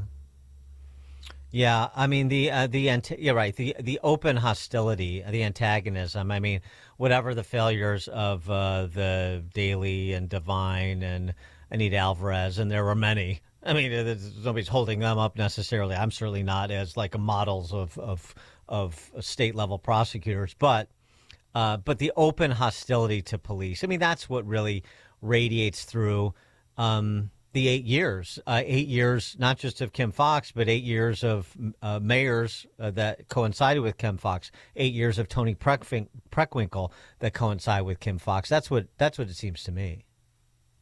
Yeah, she ran her office with force, and she set policies up that affected how officers do their job. No doubt, her policies affected how officers patrol, how they arrest, what they do when they call felony review. Her felony review unit, which is something that police officers use every single day, is horrible. And it was because of the policies that she put in, because it wasn't that way before that. So, it was just a bunch of smoke and mirrors and a bunch of wanting to make I sat at a meeting where she told us that she was going to reimagine policing in Cook County. That's the word she used. Mm-hmm. And I just asked her, why can't we just follow the statutes? And she alluded to the fact that the statutes were racially based. She didn't say that term, but she told me that because the chiefs could get up and stand and ask questions. I said, let's just follow the $300 law for felony. If you want to change it, Kim, go down to Springfield and pass a law. Don't change it by changing your policy. And she said that it was uneven justice was the word she used. Well, are we going to expect anything different with Eileen O'Neill Burke? I don't know. I was not a supporter of hers. I've supported Bob Ferretti, but she's in. The first thing she should do is go back to following the state statutes. That would go a long way. The first act she should do is change the retail theft policy back to 300, because that's the first thing Kim Foxx did in her tenure. I mean, that's the first shot she did across the bow as far as I'm concerned. But she has a long way to go to repair police relationships with the law enforcement, and it is important because their office has been acting as defense attorneys and not prosecutors.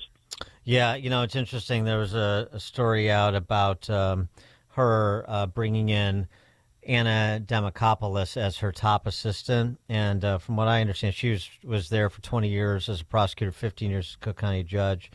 From what I understand, she's pretty no-nonsense law and order. So she's tough. So apparently that's a good indication. I mean, I'm happy to point out good appointments if they're making them. I'm highly skeptical of Eileen O'Neill, O'Malley, Burke, Madigan, Cullerton, whatever her name is. But highly skeptical. But if she's making good appointments. I also understand Guy Lizuzo is being brought back. I have a judge friend who knows him from murder and sex assault bond court, says he's very tough law and order too. So, I mean, it's not just her, obviously, it's the people you bring around you and the culture that you instill in the office, and maybe those are indications that there will be at least an effort to shift the culture, which would be good. Yeah, I agree with that. I mean, any good executive, no matter what position they're in, it's the people they surround themselves is what's really important. And if this individual is a really tough on crime prosecutor, that's what's needed. But, the police, the officers working the beat and the detectives, they just want a fair shot. They never got a fair shot from Kim Foxx's administration. They know they're not going to win every case. They know not to get every case approved, but they just want to follow the state statutes and get a prosecutor that's on the team to prosecute. So if that mentality changes, that will be positive.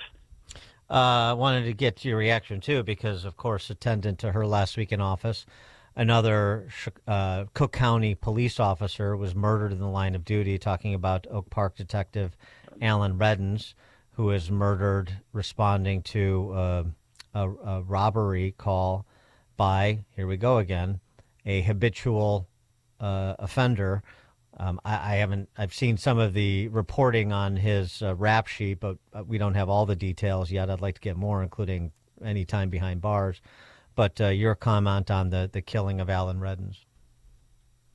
Yeah, it's very sad. I'm well familiar with Oak Park. I was the Oak Park River Forest High School graduate. I know the town, and they have it's very difficult to police in Oak Park because of the culture there, and you probably know that it's a very progressive community. Yeah. It's 68%, a hard place to police. 68% of Oak Park residents voted to reelect Kim Foxx in 2020. Yeah. They really need to rally behind their police. I mean, it's terrible. And if you don't think that policies set by politicians affect the way that criminals interact with police, they're sorely wrong. It is. Now, they didn't pull the trigger, but the disrespect for law enforcement, the no accountability, all the policies that they put in to prevent officers from either protecting themselves or even arresting criminals, they know that. They're not. They somehow, I think politicians think that these criminals don't watch the news or read online or something. They know what's happening, and it's a culture of, disrespect and no accountability. And I mean, there are the details on his criminal history I read also, but there's a lot more. I only read the Chicago criminal history. He has an extensive criminal history, always fighting with the police, if you've noticed that. Multiple arrests for aggravated battery to a police officer, domestic battery, and resisting a police officer, and he's still out walking around. And the Safety Act specifically that's not a detainable offense anymore. So battering and injuring a police officer is not one of the detainable offenses. Safety Act, Kim Foxx, very proud of. I'm sure the Oak Park residents are very proud of Kim Foxx for being very proud, at least a supermajority of them.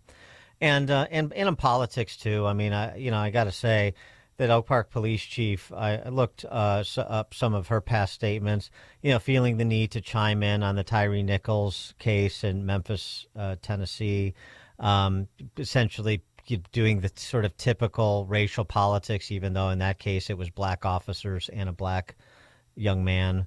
So, it's just that you make the point about politicians and their policy making impacting how police operate and what criminals see in terms of police operation.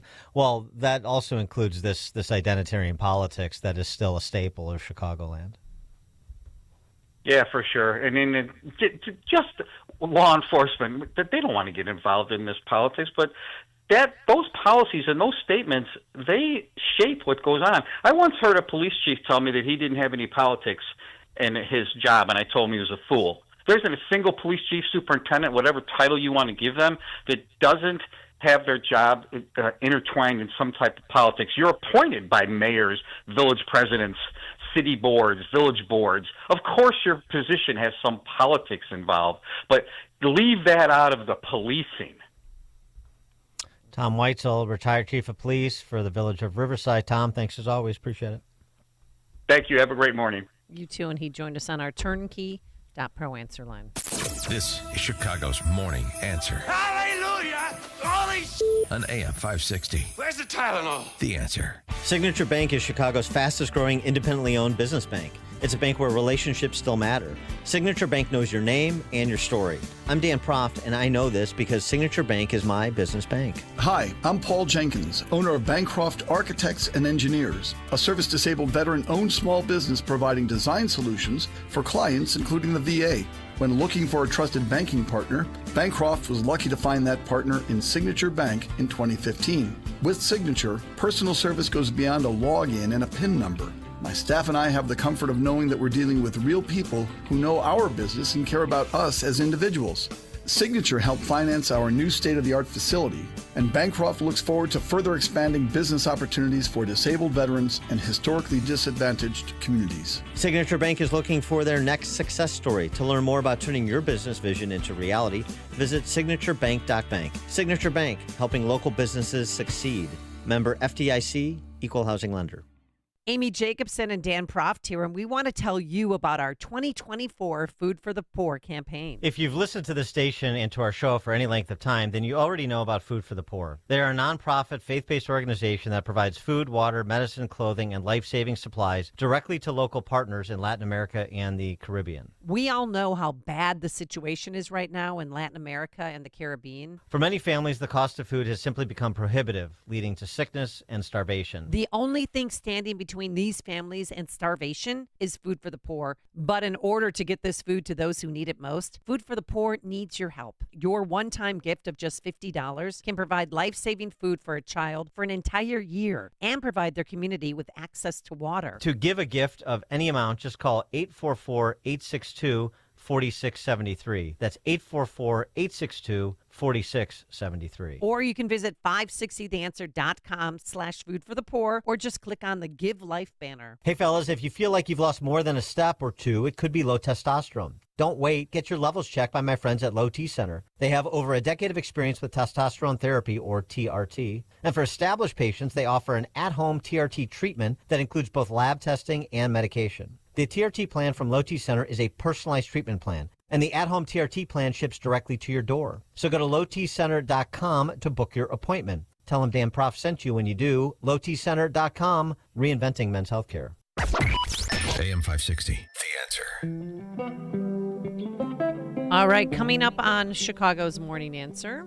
Trump rounds out some more of his foreign policy team, including the special envoy to Russia and Ukraine. We'll start there with Heritage Foundation Stephen Bucci at 7:07. But first, let's stop into the newsroom and check in once again with Mike Scott. A teen girl is in custody after a deadly Southside stabbing. Chicago's overnight winter parking ban is now in effect, and the Blackhawks lose. WIND Chicago News Time, 7 o'clock. It's a miscarriage of justice. I'm Dave Anthony, Fox News. That's what President-elect Trump is calling President Biden pardoning son Hunter. Posting on Truth Social, it's an abuse. Yet, the president used the same phrase defending the pardon. President Biden says it's clear his son Hunter was treated different during federal prosecutions for a gun charge and tax offenses, arguing raw politics infected the process and led to a miscarriage of justice. The White House and the president repeatedly said a pardon for his son was not being considered following convictions in Delaware and California federal courts. Hunter Biden was scheduled to be sentenced this month and faced the possibility of jail time. That's Fox's Jared Halper. Now, President Biden's in Africa visiting Angola, leaving right after issuing that pardon that goes beyond the gun and tax cases. It also covers any crime Hunter Biden might have committed in the last 10 years. Congressman Corey Mills tells Fox. He's continued to try and go ahead and bail his son out instead of doing what's right, which is allowing the scale of justice to actually rule. House Republicans have been investigating Hunter Biden's overseas business dealings and if the president was involved. Israel's military confirmed this morning one of its soldiers held hostage in Gaza, who is also an American, is dead. Adding Omer Nuetra was actually killed in the October 7th terror attack last year, and Hamas took his body along with hundreds of hostages. This says humanitarian aid for Gaza has been suspended. The biggest UN agency providing aid to Palestinians says the most important entry point between Israel and Gaza just isn't safe. UNRWA reports 2 recent convoys were looted by armed gangs near the Kerem Shalom crossing. It's calling on Israel to maintain order. That's Fox's Jonathan Savage. It's Cyber Monday. A lot of Americans will shop while they work. Shoppers are searching for big deals and deep discounts today. And according to Adobe Analytics, consumers are expected to spend a record $13.2 billion, making it the year's biggest shopping day for e-commerce. That's Tanya Powers.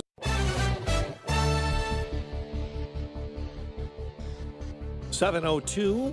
We have 14 degrees.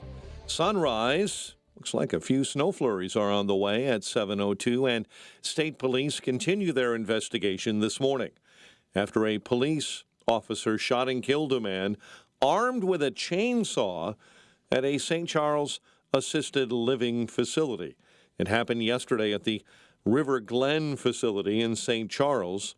Police used a taser on the man, but he continued to attack residents and officers.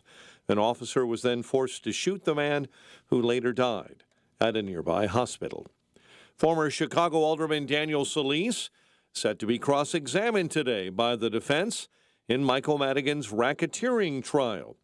Prosecutors last week played recorded calls from April of 2018 featuring Michael McLean and former Chicago Alderman Solis talking about then State Senator Marty Sandoval. Sandoval pleaded guilty to bribery in 2020 but died later that year. Yeah, I've never wanted the guy on my side. Louis Arroyo pleaded guilty to wire fraud in 2021. He was also mentioned in those recordings and was sentenced to 5 years in prison. Solis has already spent 4 days on the witness stand. A man charged with shooting a Jewish man in Chicago before opening fire on police in October is dead, found unresponsive in the Cook County Jail. Cook County sheriffs say Sadi Abdullahi was located unresponsive Saturday, an apparent suicide attempt by hanging. No foul play is suspected.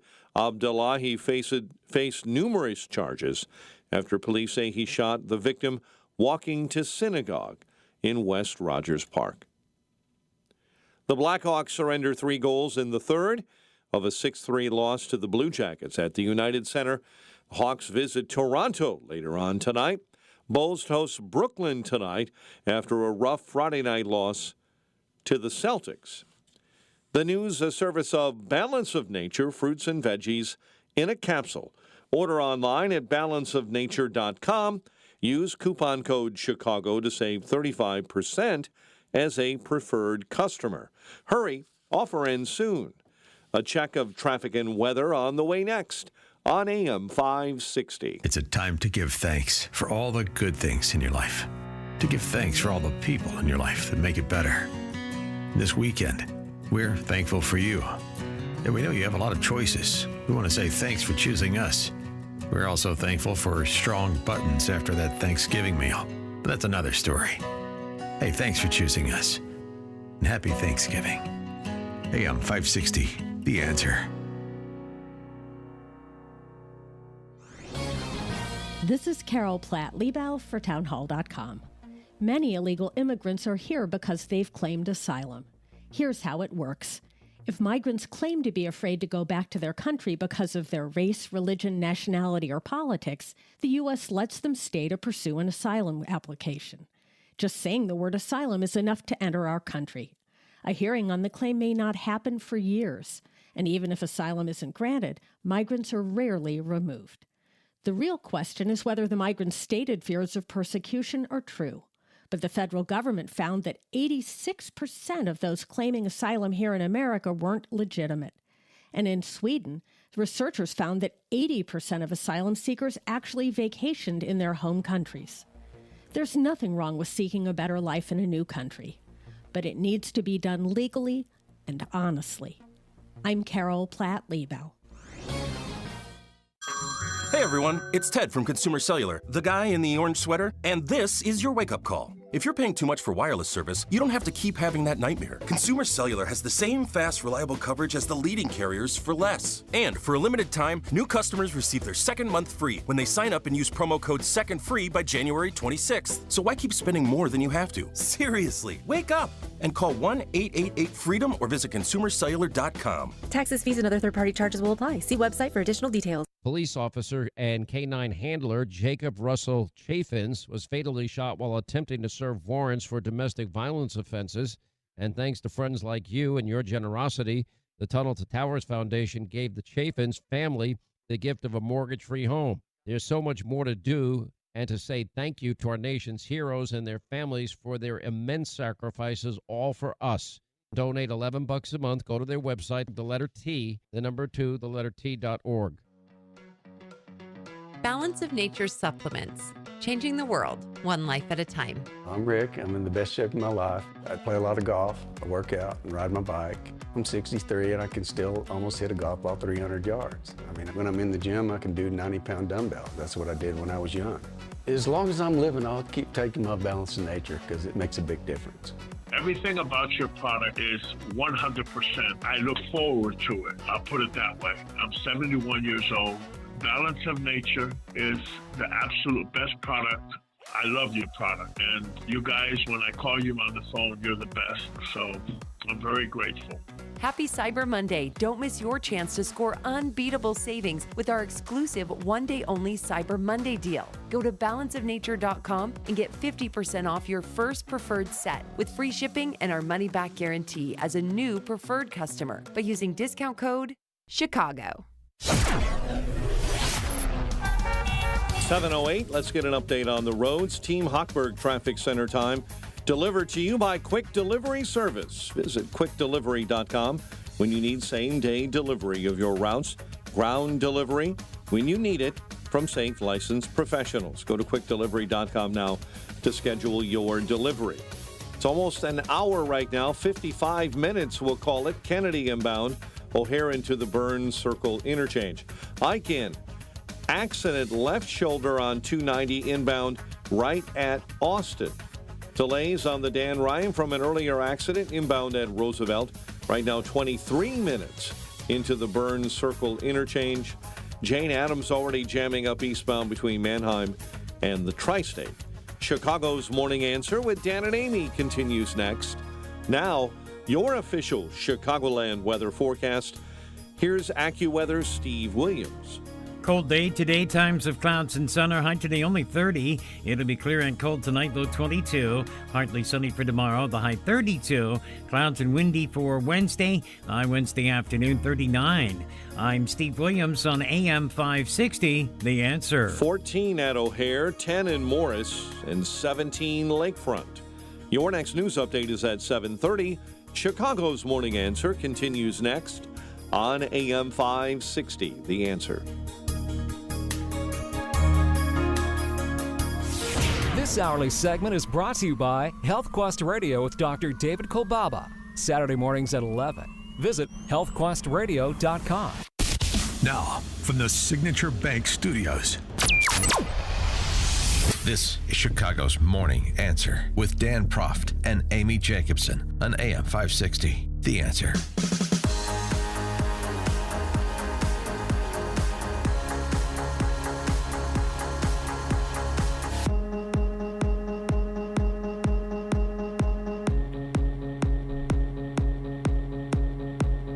Top of the morning, Dan and Amy.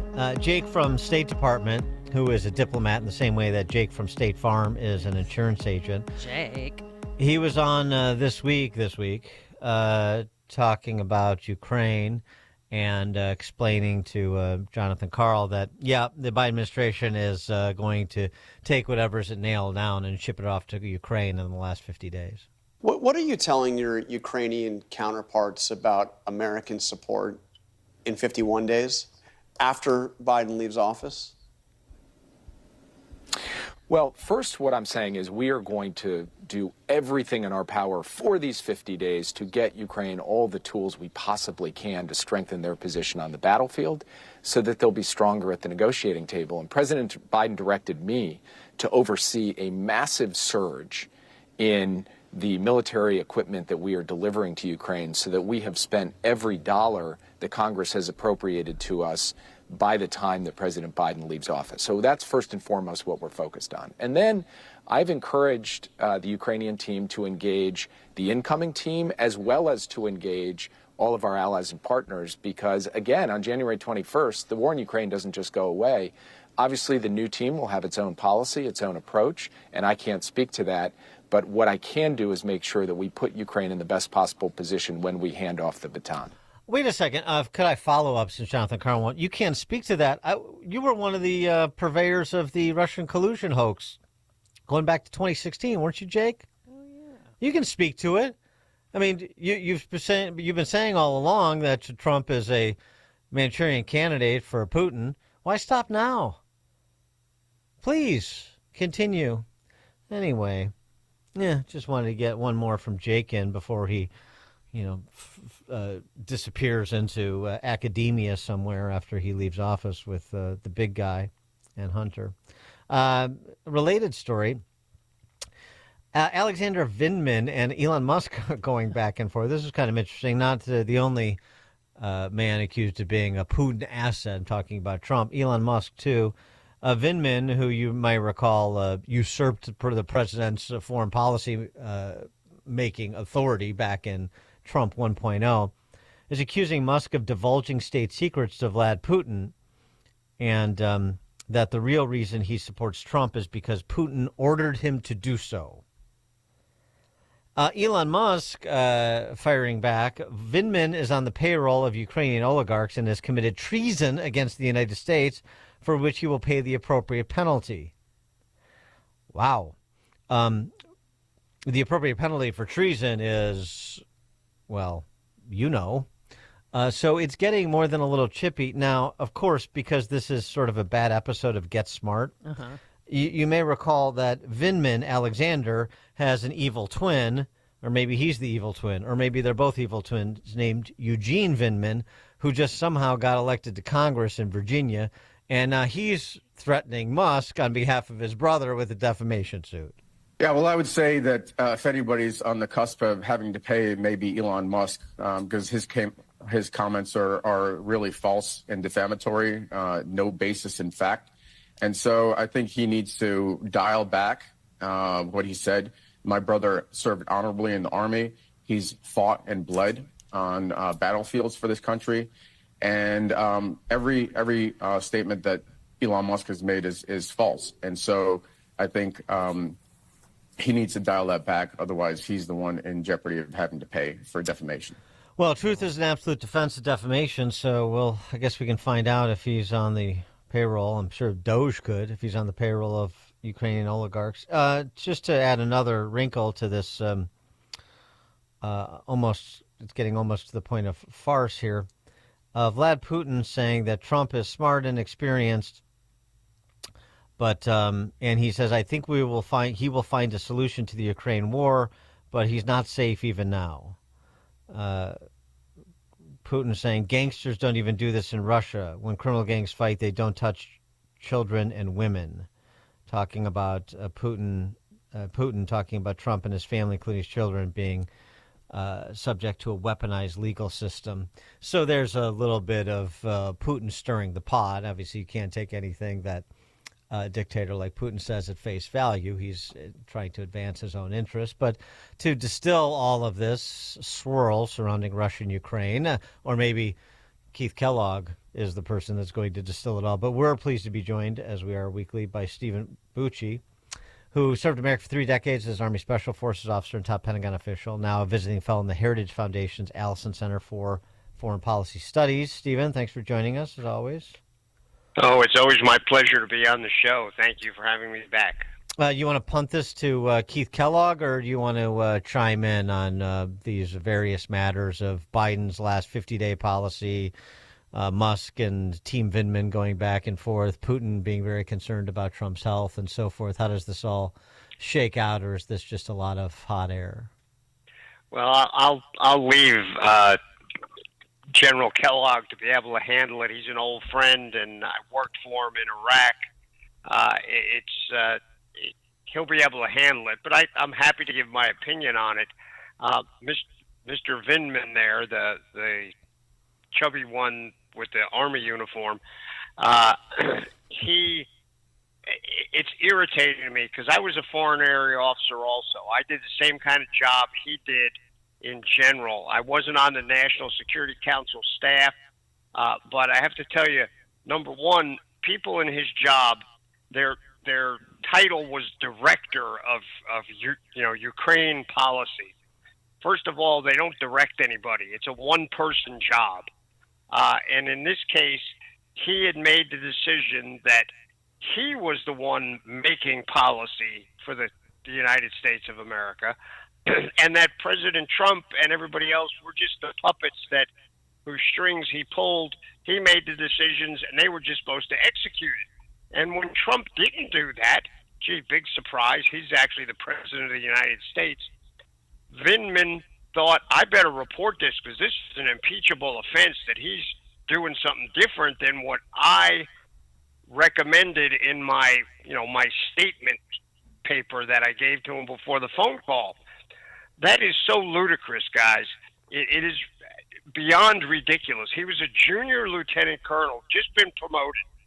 And I don't know how much he bled on the battlefield, but I got to tell you, foreign area officers, for the most part, have not been on the battlefield since before they were captains, because they go to grad school, they do all this stuff. I was kind of an aberration because as a foreign or as a special forces guy, the skill sets sort of blended, so I used the same skill sets in both of my specialties, the foreign area officer and the special forces. Vindman did not. He was purely a staff guy sitting there writing position papers. So, no offense to the congressman-elect there, his twin brother, but no, his brother did lie. His brother was so unprofessional as to be an embarrassment to all of us who wore the Army uniform and who were in the particular specialty of a foreign area officer.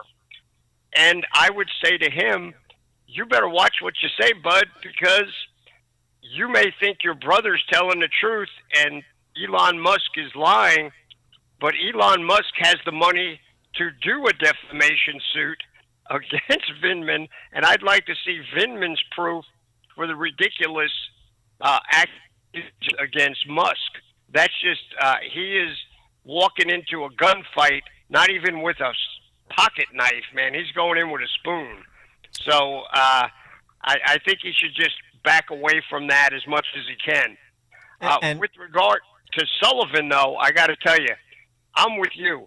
Sullivan is dictating policy of war when the man has never lifted a weapon, never been anywhere near a battlefield, has been an insider, underhanded kind of player with the Russian collusion hoax.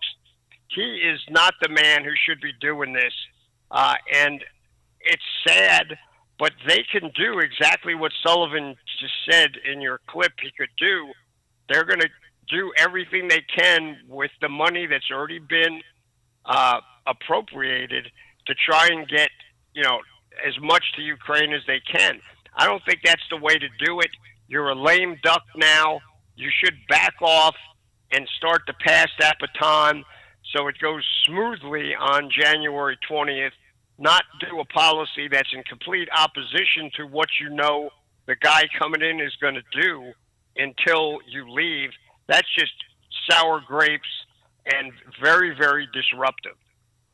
But, of course, Putin knows he's a lame duck, too. So, I mean, pushing as much money as you can out the door to Ukraine in the next 2 months, I mean, that doesn't change Putin's calculus. It doesn't change anybody's calculus because it's going to be a completely different ballgame on January 21st. So how do we interpret what you heard from Putin talking, positively about Trump and he can find a way to end this and the continued reports that suggest that the two sides to the negotiating table is not far off? Is that to be taken at something approaching face value or not? No, Putin's just trying to make mischief. Look, I think the Trump administration, when they come in, will do everything they can to bring this thing to a conclusion, to stop the killing.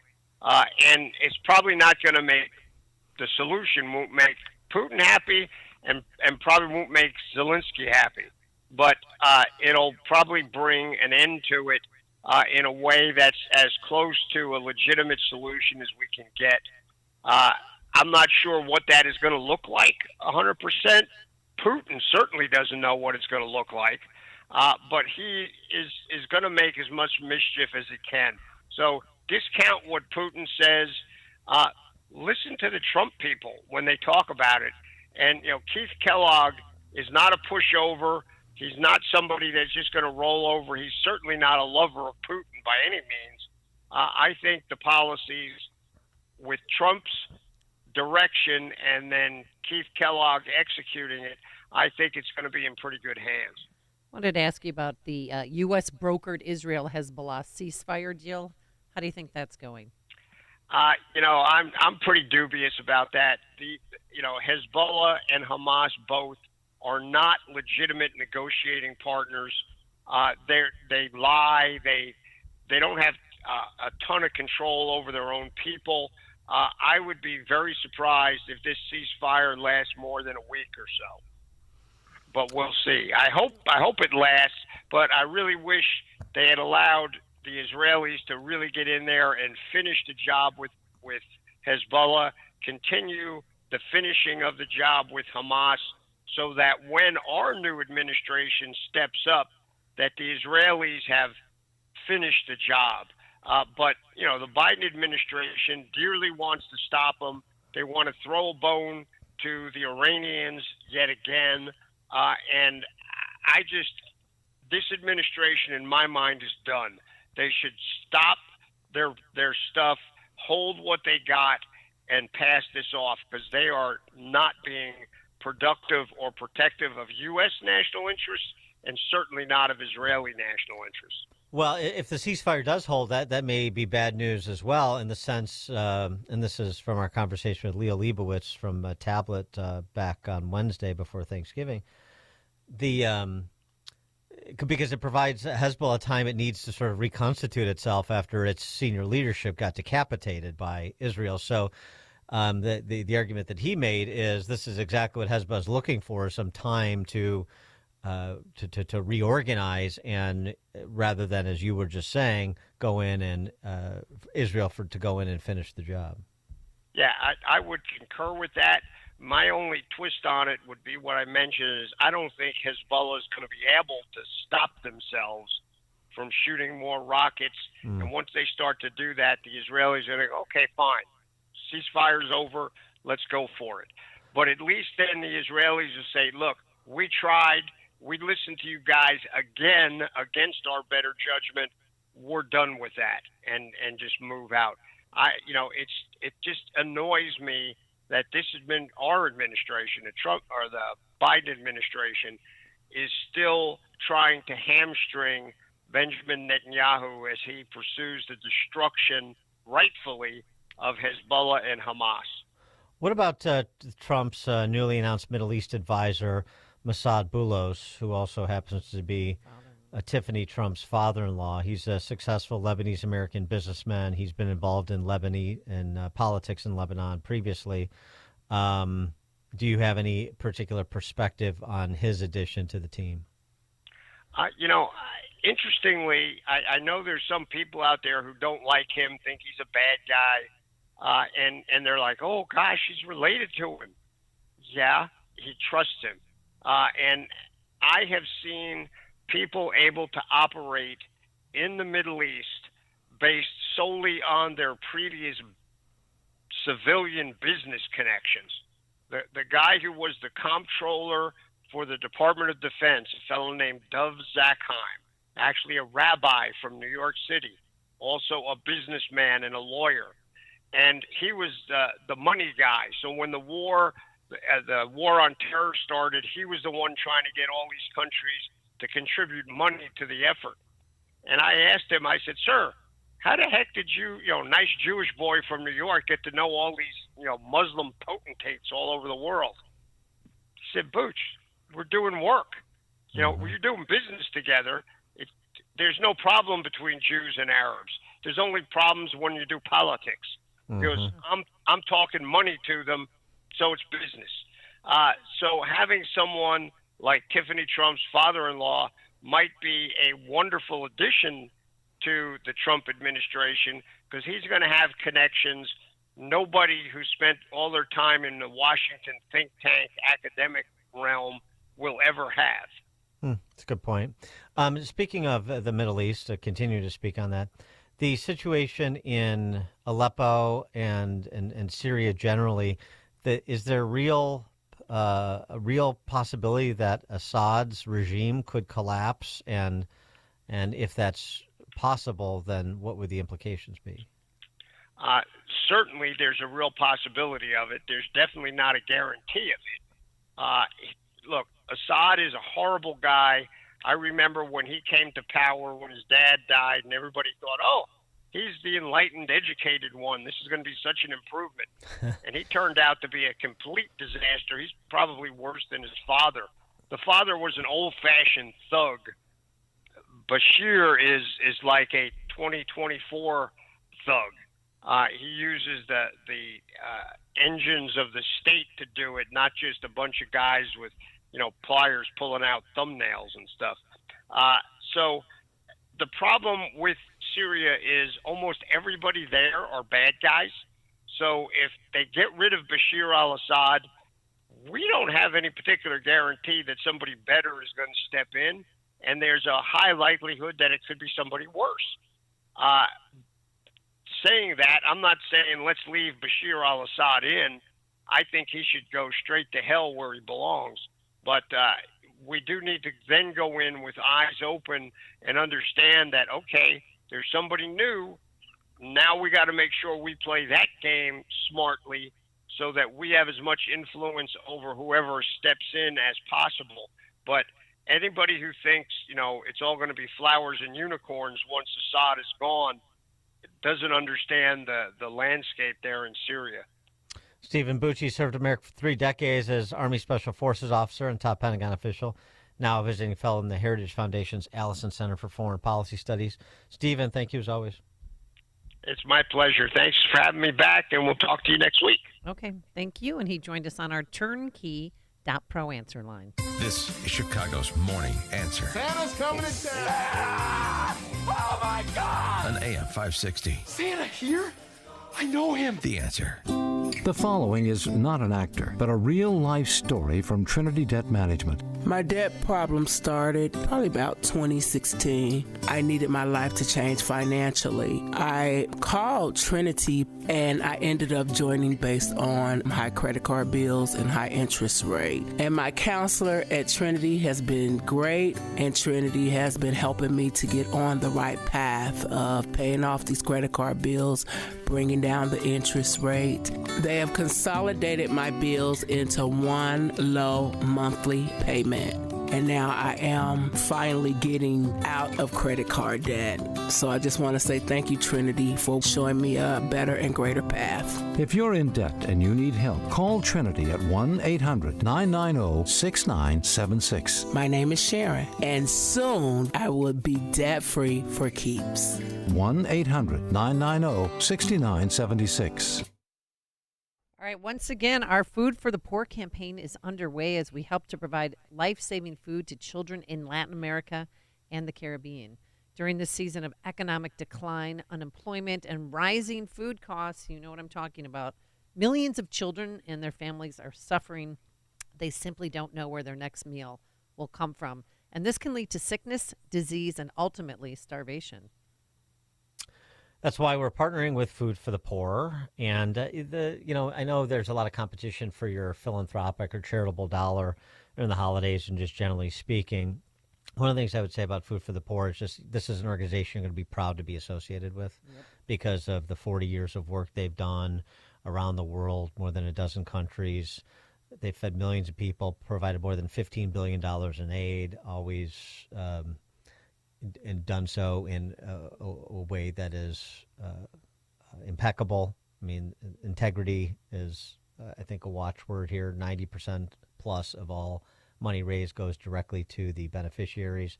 5-star Charity Navigator rated. And like I said, it's that what you're able to give is going to provide real help to people that are on the cusp. Not a lot of charities where you're talking about life and death in terms of the work they do. And this one really is. And it's so little money that can do so much good. Your gift of $50 can feed a child for an entire year and provide access to clean water for the entire community. $200, and you can feed 4 children for that same year. To make a gift of any amount, you just call 844-862-4673. Again, 844-862-4673, or you can visit 560theanswer.com/food for the poor. And if you're a business owner, listen up, or if you make the marketing decisions for your company, then please consider becoming a business benefactor. Just make a tax-deductible gift of $2,500. Money goes to Food for the Poor, and as a way of saying thank you, here at AM 560, we give you 40 one-minute commercials to air right here Monday through Friday. Folks, it's the best deal in all of Chicago radio. And at the same time, you'll be providing life-saving food for 50 children in Latin America. So to become a business benefactor, just call Ann Jeanette at 847-472-8951. This sells out every year, so get on it. 847-472-8951. And we thank you in advance for your generosity. AM 560, The Answer. All right, coming up on Chicago's Morning Answer. Well, what do we have here? More members of the left talking tough on the border. We'll start there, 7:37. Yeah, why the seismic shift? But now let's head into the newsroom once again. Say hello and good morning to Mike Scott. Mike, did you get my text message? I did. My friend listening from Woodbury, Minnesota, sent you a text back. Oh, appreciates that you delivered D3 basketball scores. Because it was D3 football scores. I mean, because it's D3 football scores. Just saying. But that's Playoffs good. are hot and heavy right now, and it is football season as we wrap things up. We'll get to the Bears in a moment. But first, starting with this morning, the IDF in Israel announcing an Israeli-American soldier taken hostage by Hamas during the October 7th terror attacks is dead. Omer Nutra was one of 7 American Israelis still held in Gaza, 4 of whom are believed to be dead. 56 were killed, dozens more injured as security forces tried to quell clashes during a soccer match in southern Guinea, the oldest city in that country. President Biden has decided to pardon his son Hunter. Fox's Jared Halperin this morning. From Washington, D.C. President Biden is sparing his son Hunter, signing a pardon for federal felony gun and tax convictions. For months, the White House insisted the president was not considering offering any clemency to his son. In a statement, President Biden says no reasonable person who looks at the facts of Hunter's cases can reach any other conclusion than he was singled out because he is the president's son, arguing charges came only after several political opponents in Congress instigated them. Hunter Biden says he will never take the clemency he has been given for granted. In Washington, Jared Halpern, Fox News. The news comes after President Biden had previously said he would not use his authority to pardon or commute Hunter Biden's sentence. State police continue investigating after police shot and killed a man armed with a chainsaw at a St. Charles assisted living facility on Sunday. A Chicago man is charged with the killing of an Oak Park police officer last week. Gerald Thomas faces multiple charges, including first-degree murder in the shooting death of Detective Alan Reddens. It is the first Oak Park Police Department line-of-duty death since 1938. A 16-year-old girl is in custody following a deadly stabbing on the South Side. Police say the teen stabbed Leanne Fair yesterday morning. The victim was pronounced dead at a nearby hospital. 2 people were killed, a third person seriously hurt in what authorities say was a domestic incident inside a northwest Indiana home. Authorities were called to the resident on Friday when they heard gunshots in the evening. Later, Portage High School Principal Michael Stills says it was a staff member who was killed. You know, I probably have upwards of 200 kids alone that just stop by the office, whether or not what the problem is, you know, and a mother that can discern what that kid needs that day, whether it's direction, whether it's a hug, whether it's just a few words to get them along their way. She had that knack for doing so. A lot of people can't do that. The school will have counseling services and staff available at the high school today to assist students and staff with processing that loss. The Matt Eberflus era is over here in Chicago. Interim offensive coordinator Thomas Brown, promoted, takes over today as he preps the Bears now for the 49ers on Sunday. The Blackhawks surrender 3 goals in the third of their 6-3 loss to Columbus. Hawks visit Toronto later on tonight. The Bulls hosting Brooklyn. The news service of almostfreeteeth.com. What if you could save an average of 90% for dental implants and get 100% of your smile back? Check if you qualify at almostfreeteeth.com. A check of traffic and weather on the way next on AM 560. Mike Gallagher defends a cabinet choice. The guy who a charge was leveled against in the Justice Department took their full weight and power and investigated him and said, there's nothing there. We exonerate him. Matt Gaetz was put through the ringer, and Trump can relate to what it feels like to have the Justice Department weaponized against you. It's a beautiful Trump move. The Mike Gallagher Show, weekdays at 9, right before Dennis Prager at 11 on AM 560. The Answer. I love to travel. I've been to Easter Island, the Galapagos, Morocco, India, and the first item that I pack is my balance of nature. Whether you're taking a vacation, visiting loved ones, or discovering new destinations, traveling is exciting. But let's face it, sometimes it's easy to prioritize everything else over your well-being when you're on the go. Balance of Nature offers a simple solution. Formulated from 31 whole fruit and vegetable ingredients, our fruits and veggie supplements are encapsulated and easily fit into your busy travel itinerary. Between bustling airports and scenic roads, Balance of Nature is the perfect addition to your wanderlust lifestyle. Don't miss your chance to score unbeatable savings with our exclusive one-day-only Cyber Monday deal. Go to balanceofnature.com and sign up as a new preferred customer to get 50% off your first preferred set. Call 1-800-246-8751 and get this exclusive Cyber Monday offer by using discount code CHICAGO. I love giving jewelry as a gift. Roland's Jewelers is the perfect place for that magical holiday gift. Hi, it's Mike Gallagher. Roland's Jewelers is the absolute perfect place for the magical holiday gift for someone you love. Buying jewelry is about trust. Roland's is the jeweler I trust. I'm a customer, and I'm always amazed by their 5-star Google reviews, so many of them, but why not? They're the best. They're family-owned. Hey, getting engaged? Roland's has a large selection of mined and lab-grown diamonds at great prices. Choose from beautifully crafted engagement rings from designer Simon G.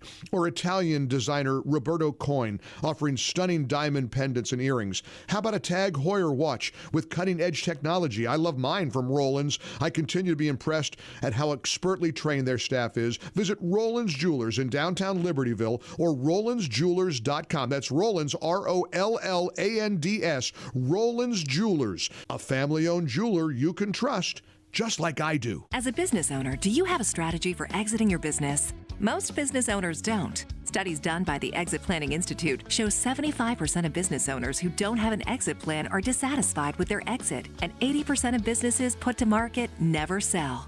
Total Clarity Wealth Management understands the hesitation to discuss exiting. Will customers leave? Will competitors take advantage? Will key employees leave? That's why they offer confidential planning. Contact Anne-Marie at Total Clarity Wealth Management. Discover what the financial foundation should be to pursue an exit that is satisfying. At some point, you are going to leave your business. Will it be on your terms? Total Clarity can show you the way to financial readiness and keep you on track. Anne-Marie is a certified exit planning advisor. Visit TotalClarityBusiness.com. That's TotalClarityBusiness.com. Securities offered through LPL Financial, member FINRA SIPC. Investment advice offered through Total Clarity Wealth Management, Inc., a registered investment advisor and separate entity from LPL Financial. Power up the holiday and give a gift from the top of their wish list. Visit your local Steel dealer or shop online at SteelUSA.com. 7:41 Team Hochberg Traffic Center time, a service of almostfreeteeth.com. Kennedy inbound, 1 hour, O'Hare into the Burns Circle interchange. The ICAT 1 hour, 390 into the old post office. Disabled semi on the outbound Dan Ryan. A right lane is blocked at Taylor. Tri-State, you're jammed up northbound right at Roosevelt Road. The Reagan I-88 jammed up on the eastbound side between the southbound Tri-State and right at the southbound Tri-State for incoming traffic. Chicago's Morning Answer with Dan and Amy continues next. A cold day ahead, clouds and sun and a high near 30, mainly clear and cold, 22 overnight. 15 and clouds, flurries just to our west. Your next news update is at 8. Chicago's Morning Answer continues next on AM 560, The Answer. Now, from the Signature Bank Studios. It's time for Animal Stories with Uncle Dan and Little Amy.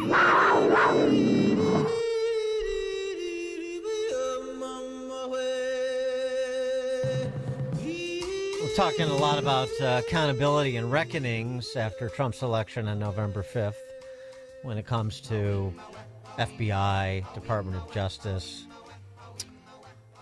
So many examples. Border Security, DHS, all of those bad actors and the bad activities that occurred under the Biden regime. Well, we can't forget about a reckoning for Peanut and Fred. Oh, that's right. Peanut the squirrel and Fred the raccoon. Mark Longo, this is right, the couple up in upstate New York, Mark Longo and Daniela Bittner.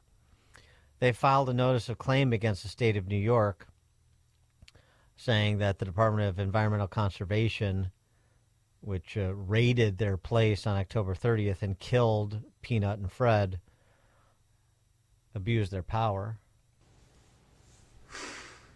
Hey, everyone. I just wanted to start by saying thank you from the bottom of my heart for everybody coming together for this cause. The amount of support and love that you all have shown my family is nothing short of incredible. Peanut, Fred, your voice was heard around the world, and I cannot thank you all enough for having that accomplishment. Justice is a big word here. You guys came together to make sure that this story didn't go unheard. It didn't go under the rug. The government's not going to get away with this. Justice will be served for not only Fred and Peanut, but animals moving forward, people moving forward. We will show the world that it is not okay to overstep boundaries. Justice will be served. This week will be a monumental movement for all of us, and I will keep you posted on exactly what that means. You will get a lot of information moving forward, and it is going to shock all of you. But I hope it makes everybody come together. And I never want you guys to forget about the word justice when we move forward with this. Mark Longo is coming and hell's coming with him. Justice for Peanut. 312-642-5600, turnkey.pro answer line. That's part of the reckoning. I mean, in a real sense it is. It's an illustration of the problem at the state and local level. We talked about it when this story went wild the weekend, basically the weekend before the election. Yeah, it was. Remember, we were at Freedom Summit, and all of a sudden, like, Peanut's dead. Yes, they killed that squirrel, because that's their livelihood, though. Peanut. Well, besides the fact that they love the animal and they love Fred the raccoon, and they generated income from the squirrel who performed all these tricks.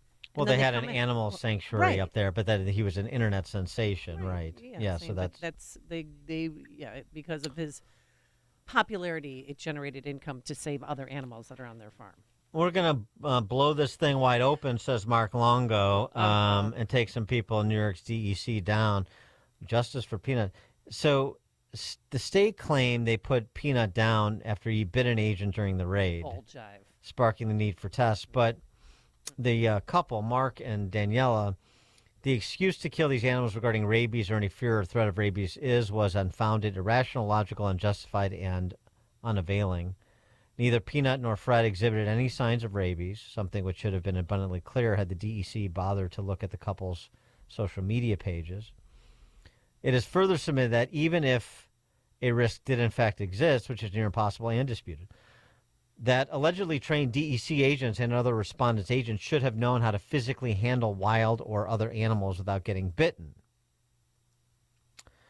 And the claims come after the New York Post previously reported on documents indicating the bite story was not the reason for Peanut and Fred being taken to the gallows by those agents, but that officials were planning their euthanizations at least 7 days before the raid.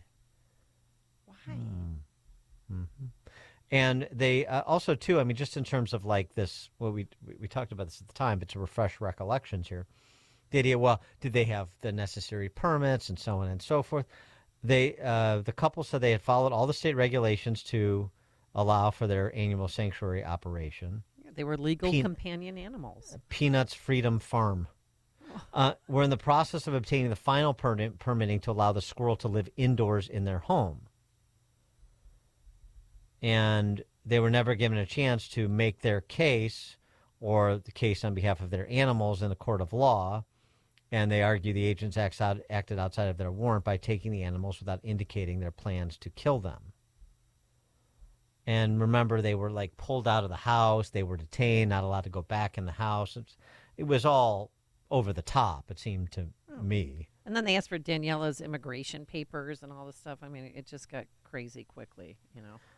Peanut and Fred were healthy, young, thank you, young, thriving, happy animals. They were executed, not euthanized. Oh.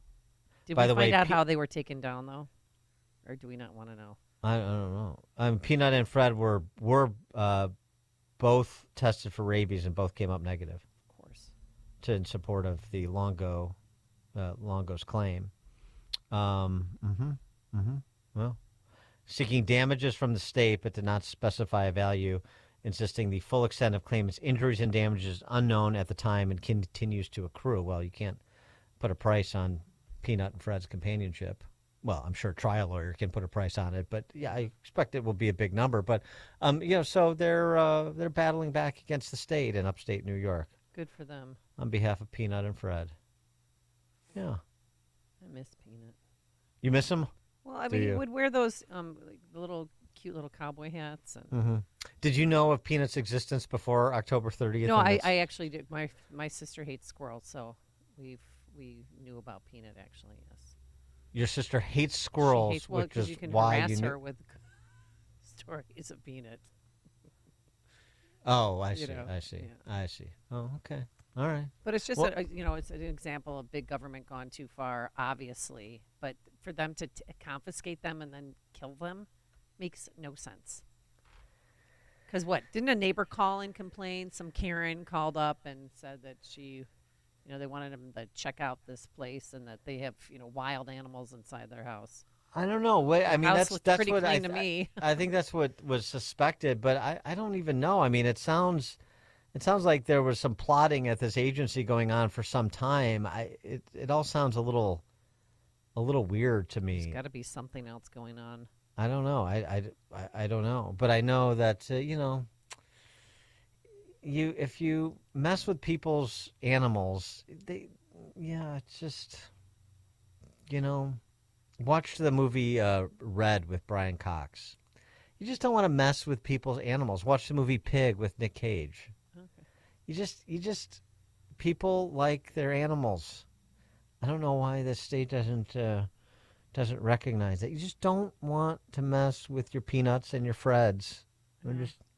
And and it sounds like it was the typical sort of over-the-top response from government, people having to demonstrate the power they have over other people, which is sort of a endemic cultural problem. I think Lord Acton had something to say about that. Dan and Amy, Chicago's Morning Answer. Before you see it on TV, share it on Facebook, or read about it in the paper. Hear it here first. This is Chicago's Morning Answer on AM 560. The Answer. I've been playing sports all my life. Little football, basketball, pickleball, cross training, mud events, Spartan races and things like that. For Dr. Eric Williams, a successful chiropractor, staying active means everything. So when nagging knee pain slowed him down, he didn't want drugs or invasive surgery. He found a natural way to get lasting relief. QC Kinetics Cellular Therapies. We're using my body's natural abilities to get better. And that's huge. In time, that's going to be the way of the future. Using your own body's ability to heal. Now I can play day to day and not have that severe pain. Now he's back out there doing what he loves, thanks to QC Kinetics. Life is good. You're not going to slow me down. Leave the pain behind and get moving. Book your free consultation today with QC Kinetics. Call QC Kinetics 312-809-5955. That's 312-809-5955. 312-809-5955. This holiday season, don't forget your Balance of Nature supplements. A proud supporter of this station for 10 years. And remember, when you're eating the gingerbread cookies and the ice cream, they don't provide the fruits and vegetables your body desperately needs every day to stay healthy, happy, and energized. That's why I've been supplementing with Balance of Nature for nearly a decade. Really easy just to open up those individual capsules and dust them over a salad or mix them into a juice drink or warm water. That's how I do it. And thousands of AM 560 listeners love their Balance of Nature, and you will too. 6 capsules a day provides your body, heart, and mind with several servings of 31 different whole fruits and vegetables. You'll love it, and your body, mind, and heart will thank you for it. So celebrate this season with Black Friday savings all month long. Order your fruits and veggies today by calling 800-246-8751, 800-246-8751. Use coupon code Chicago to save 50% off your first set and free shipping. Or order online at balanceofnature.com and be sure to use coupon code Chicago. Quick delivery service. What do you need delivered today? Hi, I'm trying to work through a last-minute to-do list for my boss. Can you deliver a hard drive to the Loop in Chicago? We can deliver that today. Okay, can you deliver 20 boxes to a client in Rockford? We can deliver that today. Can you deliver 12 pallets of tile to our customer in Naperville? We can deliver that today. Can you deliver a large envelope to Northbrook? We can deliver that today. Oh my gosh, I think my water just broke. Can you... We cannot deliver that. Quick Delivery Service delivers your package no matter the size. More than just a messenger service, Quick Delivery Service is a messenger and trucking service that can also provide scheduled routes for your daily delivery or your air shipment. Trucks are equipped to handle the load and provide ground-level service for same-day delivery. The Quick Delivery Service team of safe, licensed professionals can provide quick door-to-door service for your special delivery. QuickDelivery.com. That's QuickDelivery.com. We deliver that today. But we don't deliver this. Amy Jacobson and Dan Proft here, and we want to tell you about our 2024 Food for the Poor campaign. If you've listened to the station and to our show for any length of time, then you already know about Food for the Poor. They're a nonprofit, faith-based organization that provides food, water, medicine, clothing, and life-saving supplies directly to local partners in Latin America and the Caribbean. We all know how bad the situation is right now in Latin America and the Caribbean. For many families, the cost of food has simply become prohibitive, leading to sickness and starvation. The only thing standing between these families and starvation is Food for the Poor. But in order to get this food to those who need it most, Food for the Poor needs your help. Your one-time gift of just $50 can provide life-saving food for a child for an entire year and provide their community with access to water. To give a gift of any amount, just call 844-862-4673. That's 844-862-4673. Or you can visit 560theanswer.com/foodforthepoor or just click on the Give Life banner. The new administration has hinted at one of its boldest moves yet, America's return to the gold standard. Backing the U.S. dollar with gold would create stability in a time of rapid economic change, pushing the price of gold higher than we've seen in decades. Those who act now could be positioned to benefit the most. Premier Gold specializes in helping those with a 401k, IRA, or other types of retirement accounts utilize a little-known loophole to move some of their savings into physical gold. Today, they'd like to to send you a free gold standard kit to help you decide if this process is right for you. Call 606-800-8000 to take advantage of current rollover policies. Early action on physical gold could position your portfolio for maximum growth. Call Premier Gold at 606-800-8000. Call 606-800-8000 now. Premier Gold is not a financial advisor. Please consult with your advisor before investing. Call 606-800-8000. Trump's victory doesn't mean our financial worries are over. Far from it. Hi, Dr. Ron Paul here. For the past few decades, I believe our nation's economic foundation has crumbled, all due to Washington's addiction to spending and currency manipulation. These problems won't vanish overnight, and that's why I've supported gold IRAs for years. These accounts let you hold tax-advantaged gold with no penalties or taxes when you transfer your IRA or your 401k. Birch Gold Group is the leader in gold IRAs. They understand true wealth preservation means breaking free from the system. To learn more, get a free info kit on gold IRAs by texting the word HEDGE to 989898. That's HEDGE to the number 989898. Don't wait for America's economic crisis to get worse. Secure your savings with gold today. Text HEDGE to 989898 now for your free info kit on gold IRAs from Birch Gold. Message and data rates may apply. So right now may be the perfect time for you to rethink how you pay for health care. And here's why. This time of year is decision time for a lot of people, but it's also when you can join MediShare and save even more than usual. For many families, joining MediShare means saving about $500 a month, which is a game changer for a lot of people, obviously. But what's more, MediShare members like it a lot. Their satisfaction rate is 98%. Imagine that. And MediShare is a proven thing, too, for over 30 years. It's a Christian community of hundreds of thousands of people now. And here's the thing. If you join before December 15th and you mention the promo code SHARE, they'll waive your application fee, so you save even more right off the bat.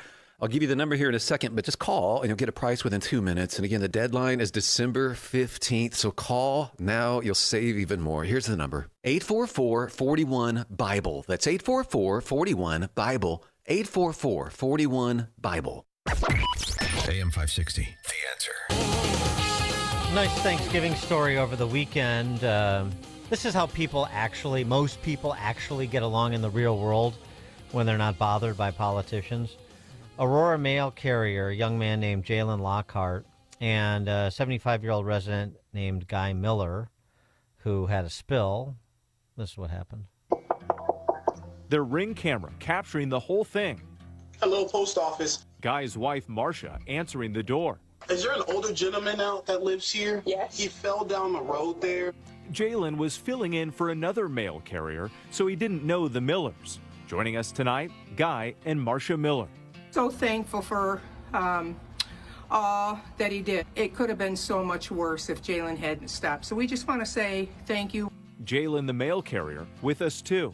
When I saw a guy take a tumble, I wasn't sure exactly what I was getting myself into, but I did know that whatever he was going through on that ground, we were going to go through it together. The Millers have asked Jalen and his family to join them for Thanksgiving next week. Tonight, both families grateful. We've become family, and that's what it should be, right? We love you, Jalen.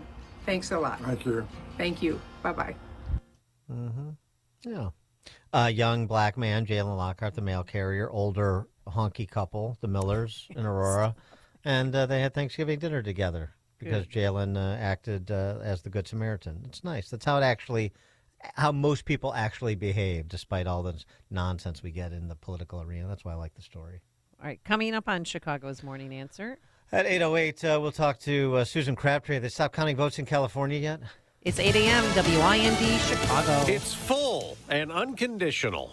I'm Dave Anthony, Fox News. The pardon President Biden issued for his son Hunter, not just letting him off the hook on a felony gun conviction and tax evasion he pleaded guilty to. It covers any crime the first son may have committed between January 2014 to December 2024. That's Fox's Madeline Rivera. This is a big 180 for a president who has long said he will follow the rule of law, but the president says he changed his mind because he believes Hunter's charges were meant to break him politically. In a statement, the president says, in part, here's the truth.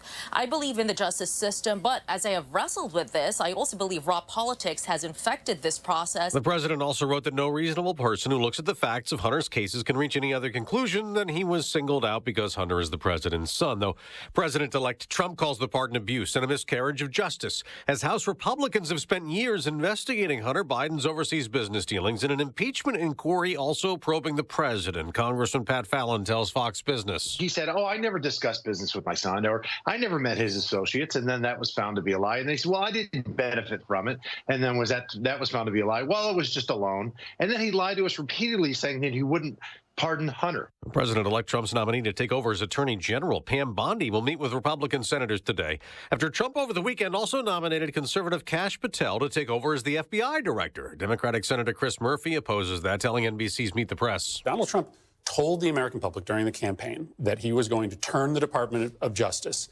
into a political operation, an arm of the White House, to destroy his political opponents. Israel confirmed today that one of its soldiers held hostage in Gaza, who's also an American, Omer Nuetra, is dead, and he was killed when taken by Hamas in the terror attack last year that triggered the war. It's Cyber Monday when Americans back at work after Thanksgiving may shop on the job. Adobe predicts we might spend $13+ billion today shopping online. America's listening to Fox News. 15 degrees. At 8:02 on AM 560, The Answer. Good morning. I'm Mike Scott. State police continue investigating this morning after police shot and killed a man armed with a chainsaw at a St. Charles assisted living facility yesterday.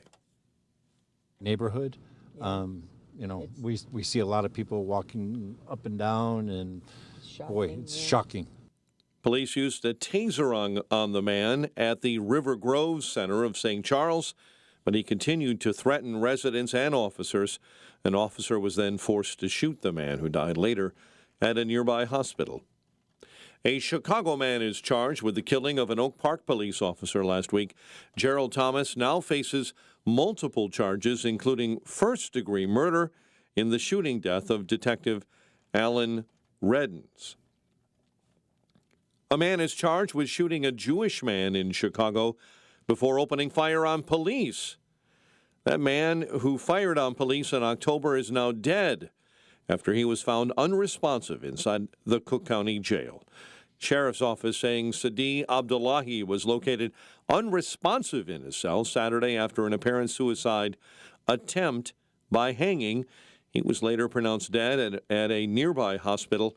Abdullahi faced numerous charges after police say he shot the victim walking to synagogue on October 26. The Blackhawks surrender 3 goals in the third period of their 6-3 loss to Columbus. They visit Toronto tonight while the Bulls host Brooklyn. The news service of Trimlight Chicago. Don't let hanging holiday lights get you in a Scrooge mood. 'Tis the season to save time, money, and energy with permanent programmable holiday lighting for your home. Get your free quote today at trimlight-chicago.com. 8:04, time for the AM 560 Business Beat, a service of Signature Bank. Visit signaturebank.bank for all your commercial banking needs. And now the latest from the Fox Business Network. I'm Elizabeth McDonald, and this is the Fox Business Report. Wall Street is starting December with a modest decline in stock futures. That's after the S&P saw its 53rd record close of the year, and the Dow finished with its 47th record. Today is Cyber Monday, so if you didn't find enough bargains on Christmas in July, the October Prime Day sale, and competing discounts, and then Black Friday, there are fresh discounts today. Research firm Adobe says shoppers spent $10.8 billion on Black Friday, up more than 10% from a year ago. Whole Foods is apparently looking to take some business from 7-Eleven and Wawa. The Wall Street Journal says Whole Foods has launched a smaller concept Daily Shop mini market in Manhattan. It's planning another Daily Shop store for Washington, D.C. That's your Fox Business Report. I'm Jen Cosola. Invested in you. 8:05 and a check of traffic and weather on the way next on AM 560. Charlie Kirk says the Trump team is ready. We have a mandate this time. Popular vote, electoral vote. It's completely different. You have a Trump team that is prepared for the saboteurs. In 2016, 2017, D.C. wasn't afraid of Trump. They were kind of confused. How did this guy win? How do we do this? Now there is legitimate fear. The Charlie Kirk Show. Afternoons at 1, right before Sebastian Gorka at 3 on AM 560. The Answer. Better is around the corner in 2025. Feeling better, of course, getting rid of joint pain for once and for all. And QC Kinetics is where it's at. Their patients are able to walk up and down the stairs, sit and get back up. They can finally sleep. Wouldn't it be great to feel normal again? And that could be you. So call QC Kinetics now, today. Say goodbye to shoulder, knee, hip, and back pain. Saturday appointments available, no downtime. Just imagine a new year without achy joints. QC Kinetics uses the healing properties of your own body to attack the root cause of your pain. If you've been told surgery is your best or only option, you deserve a second opinion. Call QC Kinetics. The consultation is free, and you can use HSA and FSA dollars. Live your best life in 2025. Get started now. Call 312-809-5955. That's 312-809-5955. QC Kinetics. Call 312-809-5955. A large retail store just canceled a huge order, leaving MyPillow with a ton of extra MyPillows. But you know what? That's their loss and your gain. For the first time ever, you'll get a standard classic MyPillow for wholesale prices, only $14.88. But it gets even better. For a limited time, they're going to offer their entire classic collection at wholesale prices. Get queen-size MyPillows for just $18.88. Upgrade to king size for only $1 more. Get the body pillows for $29.88 and multi-use MyPillows for only $9.88. So go to MyPillow.com and use promo code LIBERTY or call 800-489-0201 to take advantage of wholesale pricing for the first time ever and receive free shipping on orders over $75. That's right. Get the standard MyPillow for only $14.88. They have never been offered this low before. They're limited quantities at this price, so the limit is going to be 10, and once they're gone, they're gone. So go to MyPillow.com or call 800-489-0201 and use promo code LIBERTY to get the standard MyPillow for only $14.88, the lowest price ever. Hey everyone, it's Ted from Consumer Cellular, the guy in the orange sweater, and this is your wake-up call. If you're paying too much for wireless service, you don't have to keep having that nightmare. Consumer Cellular has the same fast, reliable coverage as the leading carriers for less. And for a limited time, new customers receive their second month free when they sign up and use promo code SECONDFREE by January 26th. So why keep spending more than you have to? Seriously, wake up and call 1-888-FREEDOM or visit consumercellular.com. Taxes, fees, and other third-party charges will apply. See website for additional details. The Tunnel to Towers Foundation welcomed U.S. Army Specialist Brent Menard into a new mortgage-free smart home in Florida. Now, while on a road clearance mission in Afghanistan, Brent's vehicle was blown up by an improvised explosive device. Brent became a T4 paraplegic. Tunnel to Towers built him a specially adapted smart home that allows severely injured heroes like Brett to live more independently. We hope you'll donate $11 a month so this great work can continue. Just go to their website, the letter T, the number 2, the letter T.org. It is 8:08. Team Hochberg Traffic Center time, a service of Trim Light Chicago. 'Tis the season to save time, money, and energy with permanent programmable holiday lighting for your home. Get your free quote today, trimlight-chicago.com. Inbound Edens, accident, right lane blocked. That's inbound at Wilson. 20 minutes in from Lake Cook Road to the junction. Dan Ryan in, you're jammed up inbound between 51st and the Burns Circle in the locals, and an accident on the outbound side. 2 right lanes blocked right at Taylor. Chicago's Morning Answer with Dan and Amy continues next. Now your official Chicagoland weather forecast with Steve Williams. Cold day today, times of clouds and sun. Our high today only 30. It'll be clear and cold tonight, low 22. Partly sunny for tomorrow, the high 32. Clouds and windy for Wednesday, high Wednesday afternoon 39. I'm Steve Williams on AM 560, The Answer. 15 and cloudy at O'Hare. Next news coming up at 8:30. Chicago's Morning Answer continues next on AM 560, The Answer. Now, from the Signature Bank Studios, this is Chicago's Morning Answer with Dan Proft and Amy Jacobson on AM 560, The Answer.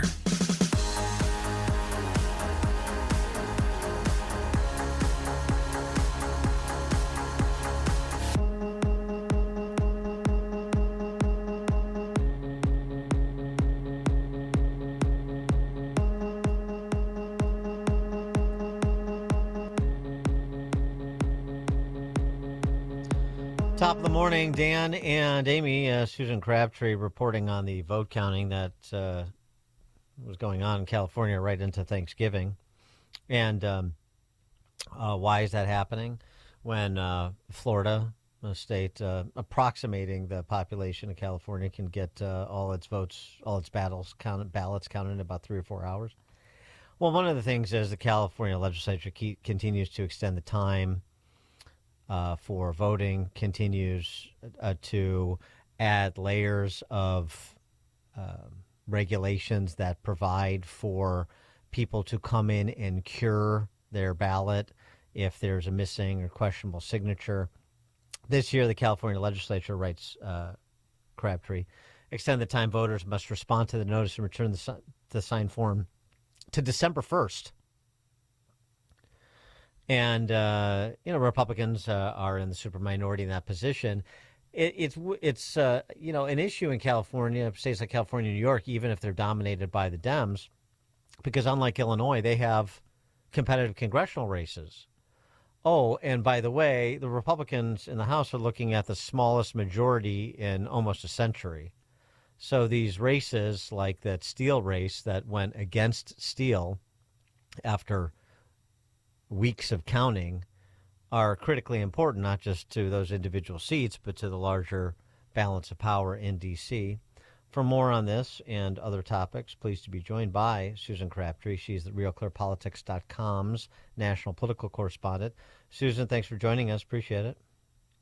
Yes, it's great to be with you, Dan. It seems to me like the one silver lining in this silliness in places like, Arizona, California, Minnesota, we'll get to in a second, is at least it keeps the attention on the problems that we have at the state level that may provide more impetus for Republicans to establish at least some baseline federal standards when it comes to the administration of elections for federal offices. Yes, absolutely. I know that the Constitution provides that the states and the state legislatures will handle a lot of this. But guess what? During COVID, all that got reversed, right? We had federal mandates coming down and a lot of pressure from the federal level to push for all mail-in voting and for these lax rules that California now has gone to the extreme on. The training for their state legislature, the people that were elected, starts today. And some of these races haven't even been decided because the federal law provides that December 13th is when they will have to be certified by the Secretary of State, the state law. So it's sort of ridiculous if you don't even know if you are going through the training, if you are elected or not. And they keep extending it in California every year, making it more and more lax. And they wonder why their counties aren't jumping through hoops to get these votes counted. We have till December 1st. We don't need to do this. They have till December 5th, the counties, to get all the votes counted. So they're not allocating the resources up front. They're not paying people overtime. And they're just doing it little by little to make their deadlines. And some of the state the elected officials at the state level are saying, well, that's not what we intended. Well, what do you think is going to happen at the county level? They're not going to pay people overtime if they don't have to. So it's sort of a ridiculous system. And here we are, going through Thanksgiving. I was talking to the California Republican chair, Jessica Milan Patterson, and she's like, we're still working. All of our lawyers are watching the vote counting. They're all curing the ballots. Curing the ballots is when they find something that's amiss, a signature that doesn't match. And it's very lax rules in California. So then the parties go and find the people. So it's really how much legal resources you're throwing at the problem.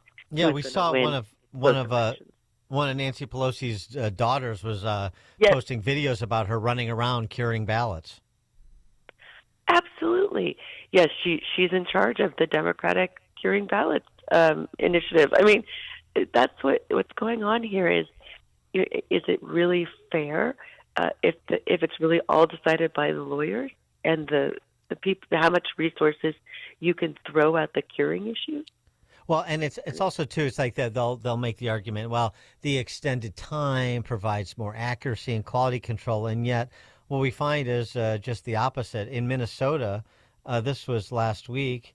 21 missing ballots were likely disposed in Scott County, Minnesota. So I don't know that it doesn't seem like there's a cure for that because you don't know. I guess I don't know if they know or not, or there's no curing provision that's provided. But a state rep there. One where the 21 missing ballots were likely disposed, the election officials concluded. She won by 14 votes. That race cost Republicans a majority in the Minnesota State House. So, I mean, it's one thing. It's a ballot integrity program on the responsibility of the parties too. It's the Minnesota Republican Party, but by the same token, I mean, right? Minnesota's another state that was a laggard, and it's a laggard. We're waiting, and because there are some competitive races there, including congressional races, and then this is the sort of result. It's just like that Steele race where she's up 5 points on election night, and then 2 weeks later she concedes. Yeah, we had another one. So 2 congressional races turned to the Democrats. There's another one, John Duarte, who's a representative from the Central Valley. Adam Gray, state assemblyman, has now overcome him in the votes in the last week as well, in addition to Michelle Steele's race. So there's 2 congressional races that have turned to the Democrats, flipped 2 seats. In the last week because of this curing process. And the rules are so lax in California that you don't have to have a postmark as of December 1st. It used to be that you have to be postmarked by December 1st. Now it just has to be dated somewhere on the envelope, on the ballot. I don't even understand what that means. I guess the lawyers will have to get involved. But they allow you to turn in, you just drop off your ballot anywhere in California, even if you're not in your own district, where you're supposed to be. And that they say that's another reason why it takes so long, because they have to redistribute all the ballots to the counties where they're supposed to be counted. Oh my God, this just seems like fraud. So is there any appetite to get this corrected or speed things up for the midterms? Or is this just how it's going to be in California because it's to their advantage? It is. I believe it is to Democrats' advantage. And there is an effort that Huntington Beach passed a voter ID law, and there's a lot of support for that among Republicans. Of course, Democrats control supermajority in the California legislature, both in the Assembly and the Senate.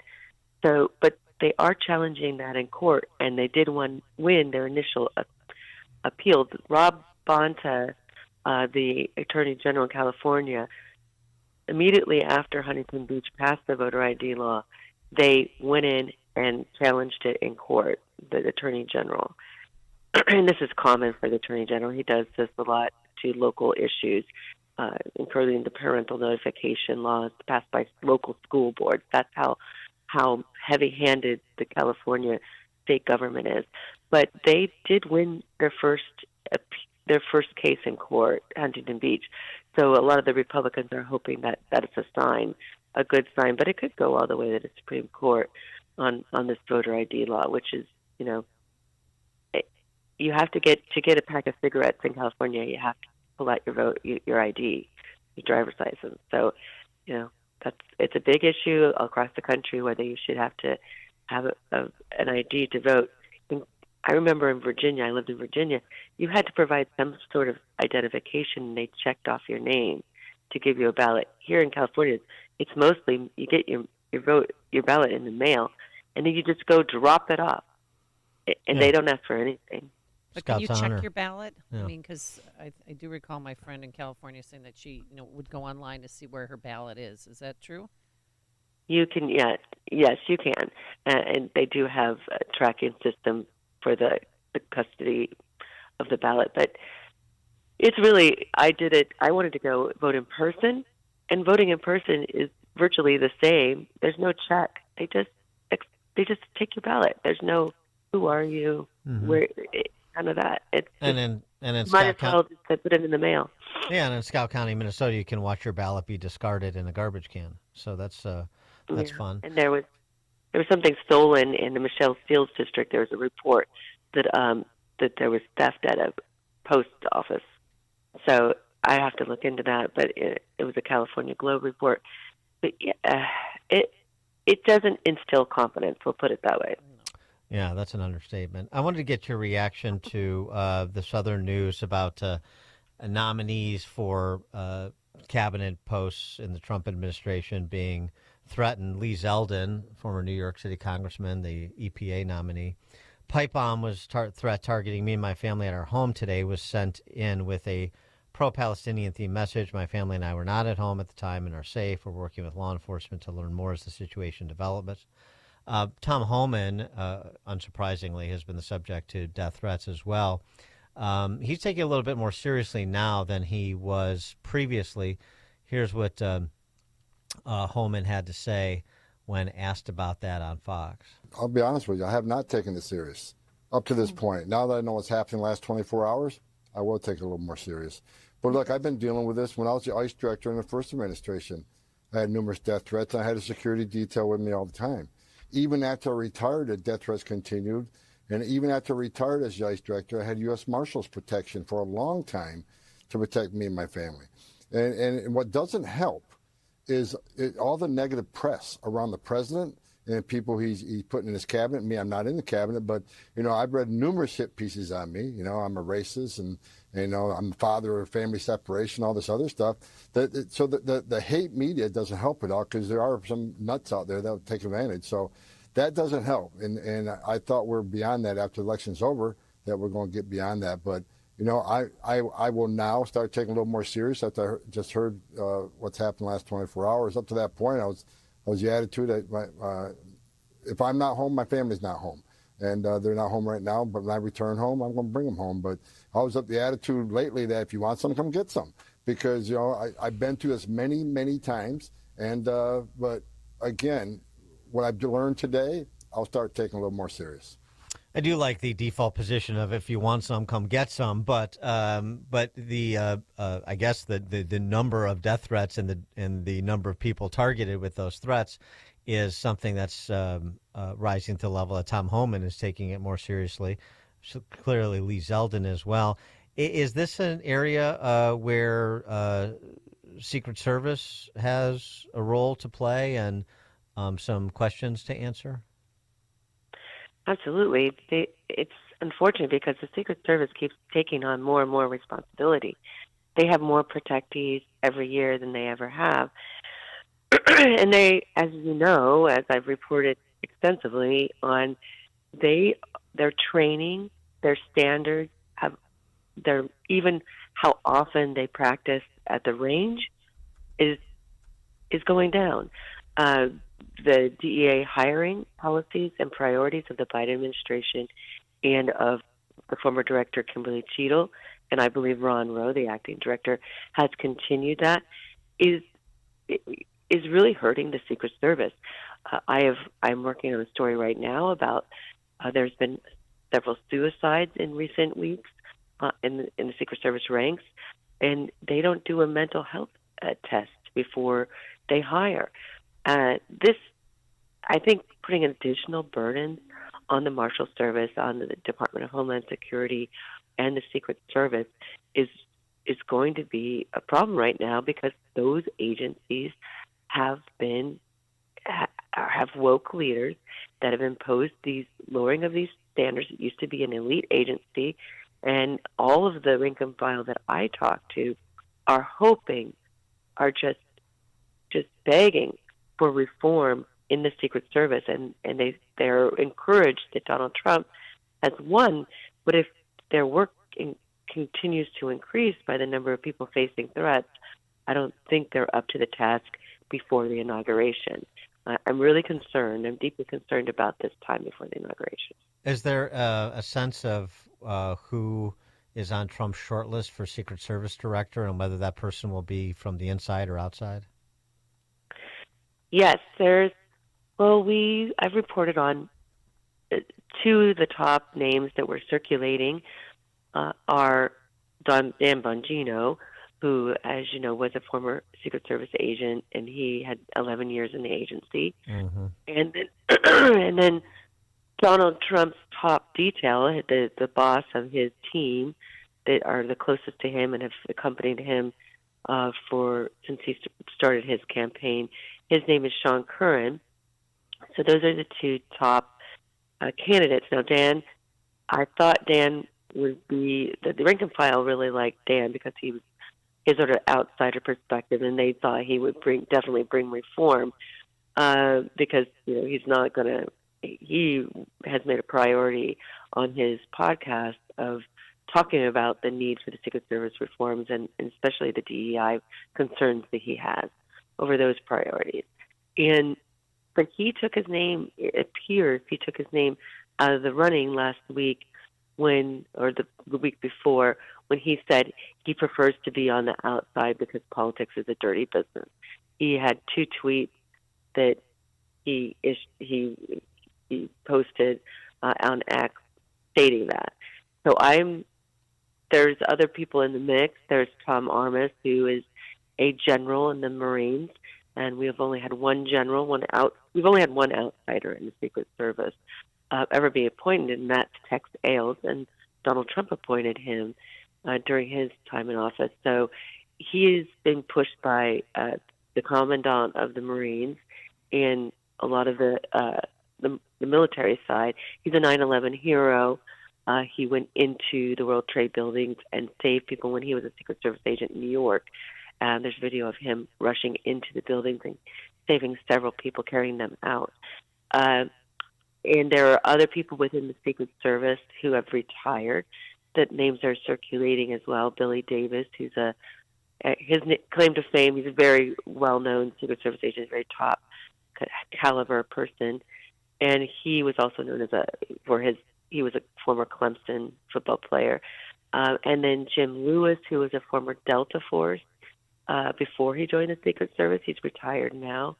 And Michael D'Ambrosia, who is currently in the Secret Service, who actually was known for getting Trump off a stage in Nevada when he was facing a threat from the audience. And it was like very clean. So compared to what happened in Butler, people are saying that was he did a better job that day in terms of protecting Donald Trump. So these names are circulating. I personally think that Eric Prince could be a dark horse as well. Oh, wow. That would be interesting. That would be interesting. Boy, there comes another controversial confirmation hearing. Oh boy. Well, there's no confirmation for the that's right. I'm sorry. That's right. Yeah. No, Well, that'd just be another just be another source of controversy. Although if he gets the job done, I mean that's the whole point, right? You want somebody that where you don't talk about Secret Service, they blend into the woodwork because they're doing their job and there's nothing to talk about, right? That's sort of the point. That is what their mission is. Yeah. Zero fail. Susan Crabtree is the RealClearPolitics.com national political correspondent. Susan, thanks for joining us. Appreciate it. Absolutely. Thanks so much for having me. Thank you. And she joined us on our turnkey.pro answer line. Connect with Dan and Amy on the AM 560 The Answer mobile app. Just text the word app to 64636 to download the app today. Amy Jacobson and Dan Proft here, and we want to tell you about our 2024 Food for the Poor campaign. If you've listened to the station and to our show for any length of time, then you already know about Food for the Poor. They're a nonprofit, faith-based organization that provides food, water, medicine, clothing, and life-saving supplies directly to local partners in Latin America and the Caribbean. We all know how bad the situation is right now in Latin America and the Caribbean. For many families, the cost of food has simply become prohibitive, leading to sickness and starvation. The only thing standing between these families and starvation is Food for the Poor. But in order to get this food to those who need it most, Food for the Poor needs your help. Your one-time gift of just $50 can provide life-saving food for a child for an entire year and provide their community with access to water. To give a gift of any amount, just call 844-862-4673. That's 844-862-4673. Or you can visit 560theanswer.com/foodforthepoor or just click on the Give Life banner. Wow. Are you buying or are you selling? As this is being written, silver is up more than 50% in just the past 8 months. And gold is the highest it's ever been. Whether you are just getting into the metals, want to roll your IRA into silver or gold, or want to take some profits off the table, Fox Valley Coins is ready, willing, and able to help. Even though Fox Valley Coins is a national dealer, they're family-owned and in your own backyard. Fox Valley Coins in Naperville almost always has the product you want in stock and pretty much always has the best pricing when you buy or sell. Buying or selling is easy. Bring your items in. We'll establish the price and pay you cash or check on the spot. Don't wait until the end of the year to move your assets around. Did you know that Fox Valley Coins has sold over 3,000 one-ounce silver Donald Trump coins? We have several designs, but they're going fast. Fox Valley Coins on Route 59 in Naperville. Family-owned integrity since 1981. AM 560, The Answer. All right, coming up on Chicago's Morning Answer. At 8:38, we'll talk to retired FBI Supervisory Special Agent James Gagliano about the nomination of Kash Patel to run the Bureau. That's 8:38. Yeah, does he like the decision? But now let's head into the newsroom. Catch up with news from here at home and around the world. Here is Mike Scott. 19 degrees at 8:32. The Supreme Court will hear two big cases this week. They could have far-reaching impact on teens and families. Today, the High Court hears arguments over the FDA rejecting the sale of flavored tobacco products. Then on Wednesday, the court will examine Tennessee's ban on gender-affirming care. Donald Trump responding to President Biden's surprise decision to pardon his son Hunter on Sunday. In a Truth Social post, Trump called it an abuse and miscarriage of justice. Florida Republican Congressman Corey Mills. He's continued to try and go ahead and bail his son out instead of doing what's right, which is allowing the scale of justice to actually rule. Meantime, President-elect Trump has chosen Kash Patel to serve as FBI director, drawing criticism from California Democrat Senator Alex Padilla. Is it a genuine, legitimate appointment or a political appointment to politicize the Bureau and the department in Trump's favor? The appointment means current director Christopher Wray must either resign or be fired for Patel to take that position. Coming up in the business week ahead, reports start rolling in ahead of the Christmas holidays. Data on job openings and auto sales will come on Tuesday. The ADP employment report due Wednesday, along with the Fed's Beige Book. State police investigating after police shot and killed a man armed with a chainsaw at a St. Charles assisted living facility. It happened yesterday at River Glen of St. Charles. Reports of a man trying to cut down trees on the property, then running inside River Glen with the chainsaw, threatening both residents and staff. Just because it's such a quiet neighborhood, we see a lot of people walking up and down, and boy, it's shocking. Police used a taser on the man, but he continued to attack residents and officers. An officer was then forced to shoot the man, who died at a nearby hospital. A story we want to tell you about this morning: a fire Sunday destroyed the home of a South Bend, Indiana firefighter. Colin Kowalski found his home burning as he arrived home after finishing a 24-hour shift. Later learned his homeowner's insurance had been canceled because of a missed payment by the escrow company. Kowalski, his wife, and their two children were able to avoid being hurt. There are foundations like the Yard Foundation working inside the community to try to raise donations for the Kowalski family. And if you're traveling toward Michigan, a reminder, winter weather warning is in place until 1 a.m. for the west coast of Michigan, the Lake Michigan shoreline in Ottawa, Allegan, Van Buren, and Berrien County. Speaking of Berrien, they're getting buried 8 to 12 inches of snow. The Matt Eberflus era is over in Chicago. Interim offensive coordinator Thomas Brown takes the reins. He'll get the team ready for the 49ers on Sunday. Blackhawks visit Toronto tonight while the Bulls host Brooklyn. The news service, a balance of nature, fruits and veggies in a capsule. Order online at balanceofnature.com. Use coupon code Chicago to save 35%. Hurry, offer ends soon.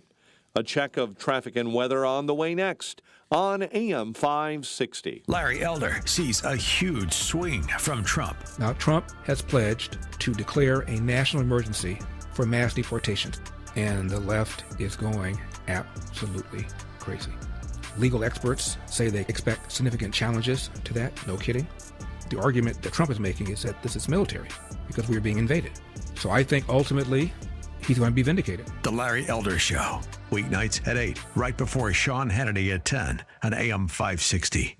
The Answer. Hey, fellas, if you feel like you've lost more than a step or two, it could be low testosterone. Don't wait. Get your levels checked by my friends at Low T Center. They have over a decade of experience with testosterone therapy, or TRT. And for established patients, they offer an at-home TRT treatment that includes both lab testing and medication. The TRT plan from Low T Center is a personalized treatment plan, and the at-home TRT plan ships directly to your door. So go to lowtcenter.com to book your appointment. Tell them Dan Prof sent you when you do. lowtcenter.com, reinventing men's healthcare. Hi, I'm Ken Mariotti, owner of Woodland Windows and Doors, a third-generation family-owned business since 1969.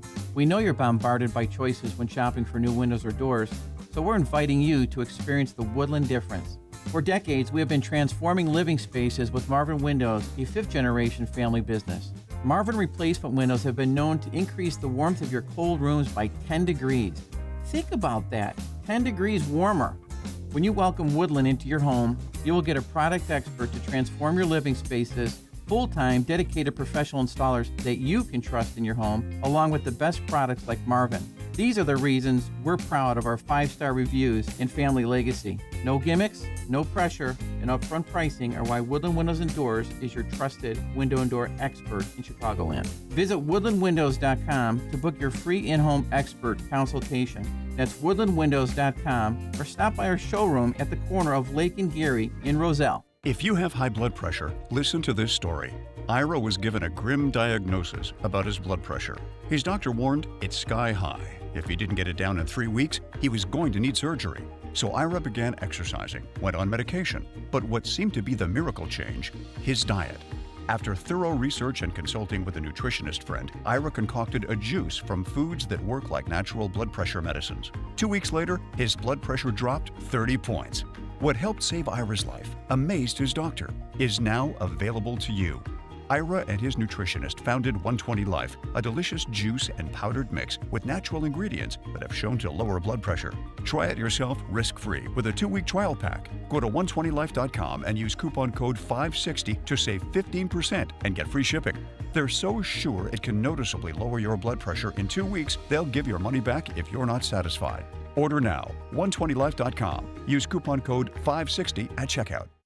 This hourly segment is sponsored by TJ Stearns Financial Planning. Certified financial planner Tim Stearns holds a weekly discussion of the financial challenges to secure retirement. Listen Saturday at noon for Protect and Grow with Tim Stearns.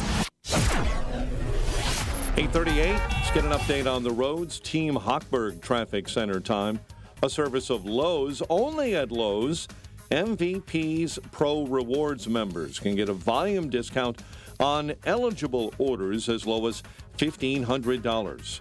Discount on eligible products only and reflected in quote.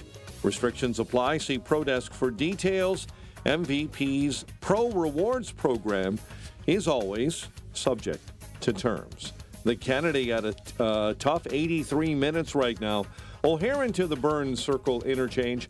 Not so bad on the Ike. 1 hour in, 390 into the old post office. Dan Ryan, a manageable 25, 95th into the Burns Circle interchange. An accident in Addison Lake and Kennedy Drive. Oakbrook Terrace, Route 83 in Roosevelt. Report of an accident. Chicago's Morning Answer with Dan and Amy continues next. Now, your official Chicagoland weather forecast. Cold day ahead, clouds and sun. A high near 30. Clear and cold, 22 overnight. Partly sunny and chilly, high 32 tomorrow. Cloudy and 19 right now at O'Hare, 17 at Midway, 18 in Aurora, 18 Lakefront. Your next news update is at 9. Chicago's Morning Answer continues next on AM 560, The Answer. Now, from the Signature Bank Studios, Only the biggest stories, only the biggest guests, and only the biggest opinions. This is AM 560, The Answer. Top of the morning, Dan and Amy. Kash Patel was widely rumored to be in line to be the deputy director of the FBI. So you can imagine the hue and cry when it was announced that Trump had nominated him to be FBI director. Oh, yeah. The beta boo birds over at MSNBC were out in force. To me, Kash Patel, and I don't say this lightly, is the most dangerous nominee that we've seen yet to our democracy. Kash Patel as FBI director would be like if you crossed Alex Jones with J. Edgar Hoover in terms of just how much he would want to ignore precedent and the constraints that have been put onto the FBI over the years. With all of the conspiracy theorizing, all of the eagerness to fan the flames of the worst instincts of President Trump. Where does all of this fit in with January 6th? January 6th is the juxtaposition of the Constitution. Many think it was treasonous. And for him to be one of the conspirators, this is now left to the court of public opinion, because you're going to have a lot of senators, Republican senators, who are loyal to President-elect Donald Trump. And they will close an eye, turn a head. This is the world we're living in now, of these preposterous and yet extraordinarily dangerous picks. What you see Trump doing, and it's kind of strange to use this word about Donald Trump, but he's methodically appointing people who will completely destroy any limits on his power. That last dink was Tom Nichols for The Atlantic. Yeah, I know we've seen this routine before. We pretend that Trump wasn't president for a term, right, and we just create this threat to democracy that he presents despite our actual lived experience with him. Well, it's sort of the same thing with Kash Patel. I mean, can somebody over at MSNBC get one of the flunkies to do a little research and come up with some basis to make those claims? Because he has been a federal prosecutor. He's been a public defender. He served as the deputy at DNI to Rick Grinnell in Trump 1.0, the chief of staff to acting DOD Secretary Chris Miller in Trump 1.0. I mean, he has a history. He has a professional record. So why don't you just pick it apart for me? No, because that's not what it's about. It's about his position with respect to the FBI and with respect to some of these other matters and the aggressive public pronouncements he's made, which, frankly, are on the mark from everything I've heard. And, one of the clips that's making the rounds is this exchange he had with Steve Bannon a year ago in December of last year, where he talked, and this was when Bannon thought he was going to be CIA director, so it shows what everybody knows. Anyway, if Trump won, talking about the reckoning, the accountability for all that has been done in these law enforcement agencies that runs afoul, perhaps, I think almost certainly, of the law in some instances, certainly of professional standards. Criminal prosecutions. Kash, I know you're probably going to be head of the CIA, but do you believe that you can deliver the goods on this in a pretty short order the first couple of months so we can get rolling on prosecutions? Yes, we got the bench for it, Bannon, and you know those guys. I'm not going to go out there and say their names right now so the radical left-wing media can terrorize them. But, excuse me, the one thing we learned in the Trump administration the first go-around is we got to put in all-America patriots top to bottom. And we got them for law enforcement. We got them for intel collection. We got them for offensive operations.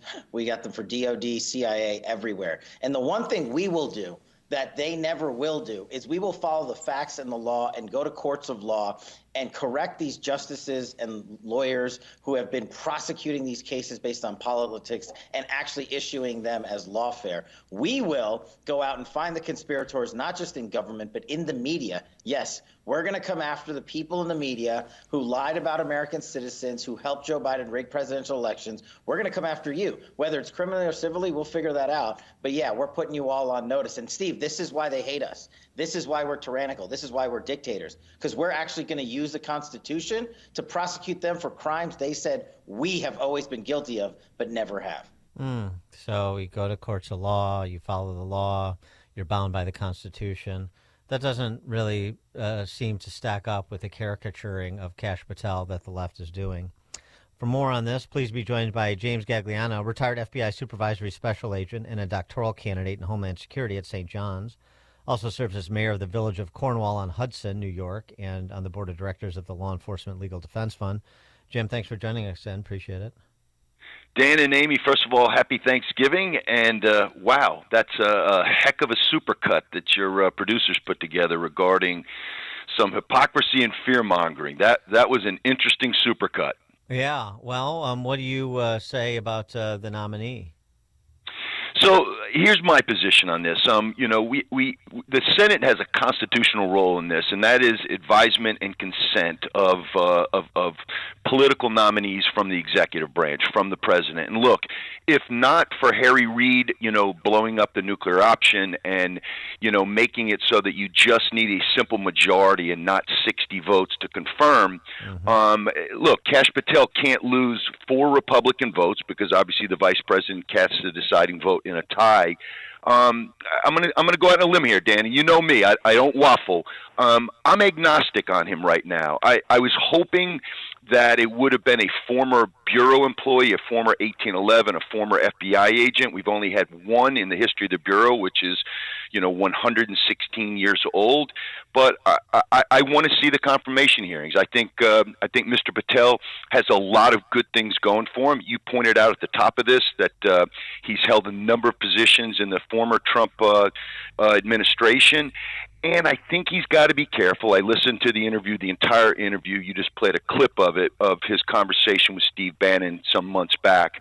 And he's got to be careful because he does say some kooky things. The thing about taking FBI headquarters and turning it into a museum to the deep state. So I'm agnostic, and I'm going to watch the confirmation hearings. I was going to play you that soundbite, but I don't know. You seem to be very familiar with well, that. He's but being, I mean, well, he wants cops to go out to make a point. Yeah, but he wants cops to go out and to be cops. I mean, he's not going to clean house when he gets in, is he? Well, I don't to think lower level. The one FBI director that did that, and it was during my tenure, was Louis Freeh, where basically he went into FBI headquarters and he did clean it out. He sent a lot of the supervisors, the GS-14s, the GS-15s, the section chiefs, assistant section chiefs, he sent them back out into the field to do their job, to investigate crimes. You need a headquarters unit. You need a centralization place. You don't need it to the tail to wag the dog. And unfortunately, since the era of James Comey, and obviously in some instances the current director under Christopher Wray, you've seen FBI headquarters directing things. Instead of managing, assisting, administering, they've been directing things. And I think that's the thing that Kash Patel says, I'm going to change that. He can't burn the place down, but he can't continue to do what we've been doing for now about 8 years, which is whistling past the graveyard. Yeah, and I mean, the stories that just continue to pop out, FBI abuses and also FBI blind spots. There's an FBI special agent who was just arrested for raping multiple women after luring them into a tattoo shop in Maryland. I mean, so, it's so it just, I know, big agency, you're going to have bad apples, you're going to miss things. I get it. Everybody understands we don't live in a perfect world, but it's just sort of the one after the other that are evidence of no quality control and evidence of real politicization, which we've, of course, talked a lot about. And you just feel like there needs to be a culture change in that institution and in so many other federal agencies for that matter. Well stated, Dan. And I'll go back to this. When James Comey was appointed, here's a little anecdote for you, for your listeners. He showed up at FBI headquarters the first day, and he called in all the executives that are at FBI headquarters down in D.C., and he's sitting on a stool, and he's got an open collar blue shirt on. Something that former FBI directors, the 7, Senate-approved ones before him, including his direct predecessor, Robert Mueller III, would never have done. You wore a white shirt, a button-down, striped rep tie, and a jacket when you were at FBI headquarters. Now, some of your listeners will go, oh, come on, Jimmy, it's just what he wore to work. But he made a point of saying the culture is changing here. And his direct quote was, I thought the shirt color was an early way to set a different tone. That different tone has got us off track. Our job is to follow the evidence bereft of fear or favor and get the bad guys. And instead, we are focused on so many things. And a lot of that is the splintering of agents. You know, they've got a number of these groups, a diversity advisory council, and there's like 18 different things that you can become a member of. Let me give you a couple names of them. The Black Affairs Diversity Committee, the Middle East Advisory Committee, Persons with Disabilities Advisory Committee, Veterans Affairs Advisory Committee, the Women's Advisory Committee. Now, none of those things in and of themselves are bad things. But when you divide the workforce, you focus on their immutable differences, the characteristics that they don't have any choice of, and you splinter it and you don't focus on going out and making cases. That's part of the breakdown. I do believe that Kash Patel is somebody that wants to blow that part up, and for that, I'm wholeheartedly in agreement. Well, the other thing, too, is I know you said you want a former agent, and of course we talked to a lot of them on this show who have great admiration for, including yourself, and we know is that people that had great careers and did great things in service of protecting people, and that's wonderful. But with respect to where it is now, I mean, I can understand where, especially after his experience in the first term, where Trump wants, look, I got to have at the top, the top of these agencies, these key agencies, I got to have people that I know 100% they are disruptive innovators, to borrow from Clayton Christensen. They're on the reform bandwagon, and they are not beholden in any way, shape, or form to the establishment. They're not looking for their next thing. They're not looking to be a contributor to Fox News after they served a couple years as FBI director. I mean, I think there's a real sort of learned response you're seeing with the appointments, including Patel. I agree. I think you make a great point there, but I think we got to settle, as we often do, on something in the middle. That means the selection of a deputy director. That person has to be somebody boots on the ground, who's made cases, who understands the FBI culture and its mission, and can help guide them. Well, who should that deputy director be? Well, I mean, I could give you a list of names. I mean, I truly could. I mean, there have been a number of retired senior executives. Adam Lee down in Virginia, who did a great job as the boss of the Richmond office. There's a number of people. The Richmond office. That's where they were that's where they were targeting people going to Latin Mass. Not when Adam Lee was there. He was already retired and gone. But that's a great spot. Nice pickup there. But no, I think there's a number of people. But it's got to be a bureau person, a man or woman who has served as an 1811 in the bureau. Yeah, I think that's right. I think you're seeing that with some of what he's trying to fill in the other agencies too. I think there is that recognition, even with the prospect of Bondi at DOJ and experienced DOJ litigators as her deputies. No, so I think that's a fair point. I think it's an important point, actually. James Gagliano is a retired FBI supervisory special agent, doctoral candidate in Homeland Security at St. John's. Also is the mayor of the village of Cornwall-on-Hudson, New York, and on the board of directors of the Law Enforcement Legal Defense Fund. James, thanks as always. Appreciate it. Thanks, guys. Thanks for having me. Thank you, and he joined us on our turnkey.pro answer line. Hear about the big stories of the day, then talk about them right here on Chicago's Morning Answer on AM 560. The Answer. Signature Bank is Chicago's fastest-growing independently owned business bank. They're a bank with roots right here in Chicago, and their decisions are made locally, too. I'm Dan Proft, and I know this because Signature Bank is my business bank. Hi, I'm Mick O'Rourke, President and CEO of Signature Bank. We'd like to wish you happy holidays from our Signature Bank family to your family. Signature Bank helps local businesses succeed. Let Signature Bank turn your business vision into reality this holiday season. Visit signaturebank.bank, member FDIC, equal housing lender. Signature Bank is Chicago's fastest-growing independently owned business bank. You have a true partnership with a team that is invested in your success. I'm Dan Proft, and I know this because Signature Bank is my business bank. I'm Kevin Bastuga, co-founder of Signature Bank.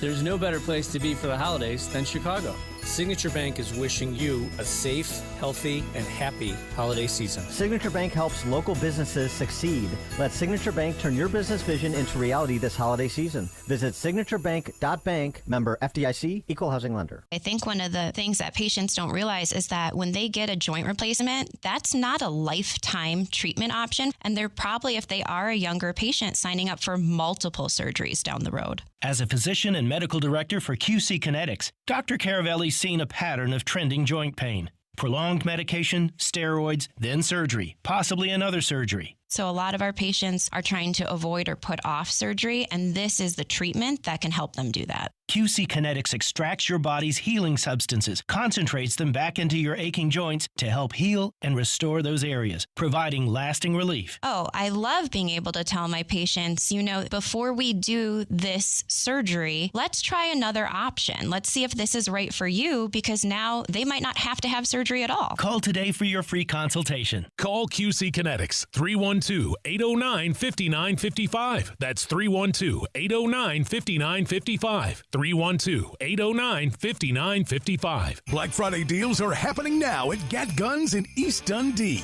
Come in Friday the 29th for huge savings on Taurus, Rossi, Savage Arms, ammunition, gun cases, accessories, and more at Gat Guns. On Saturday, November 30th, 6-hour reps will be available for even more sales and factory demos. The Glock rep will be in the store on December 3rd, ready to answer all your questions. The Black Friday deals keep going at Gat Guns with Smith & Wesson on Saturday, December 7th with the best discounts, rebates, and giveaways of the season. Gat Guns is loaded with thousands of guns, over 1 million rounds of ammo, and everything else a shooting enthusiast has on their wish list. Not sure what to select? Choose a gift card in any amount. Whether you're a seasoned pro or a first-time buyer, they've got something special just for you. Don't miss the sales going on now at Gat Guns in East Dundee, Illinois. For more information and directions, visit gatguns.com. That's gatguns.com.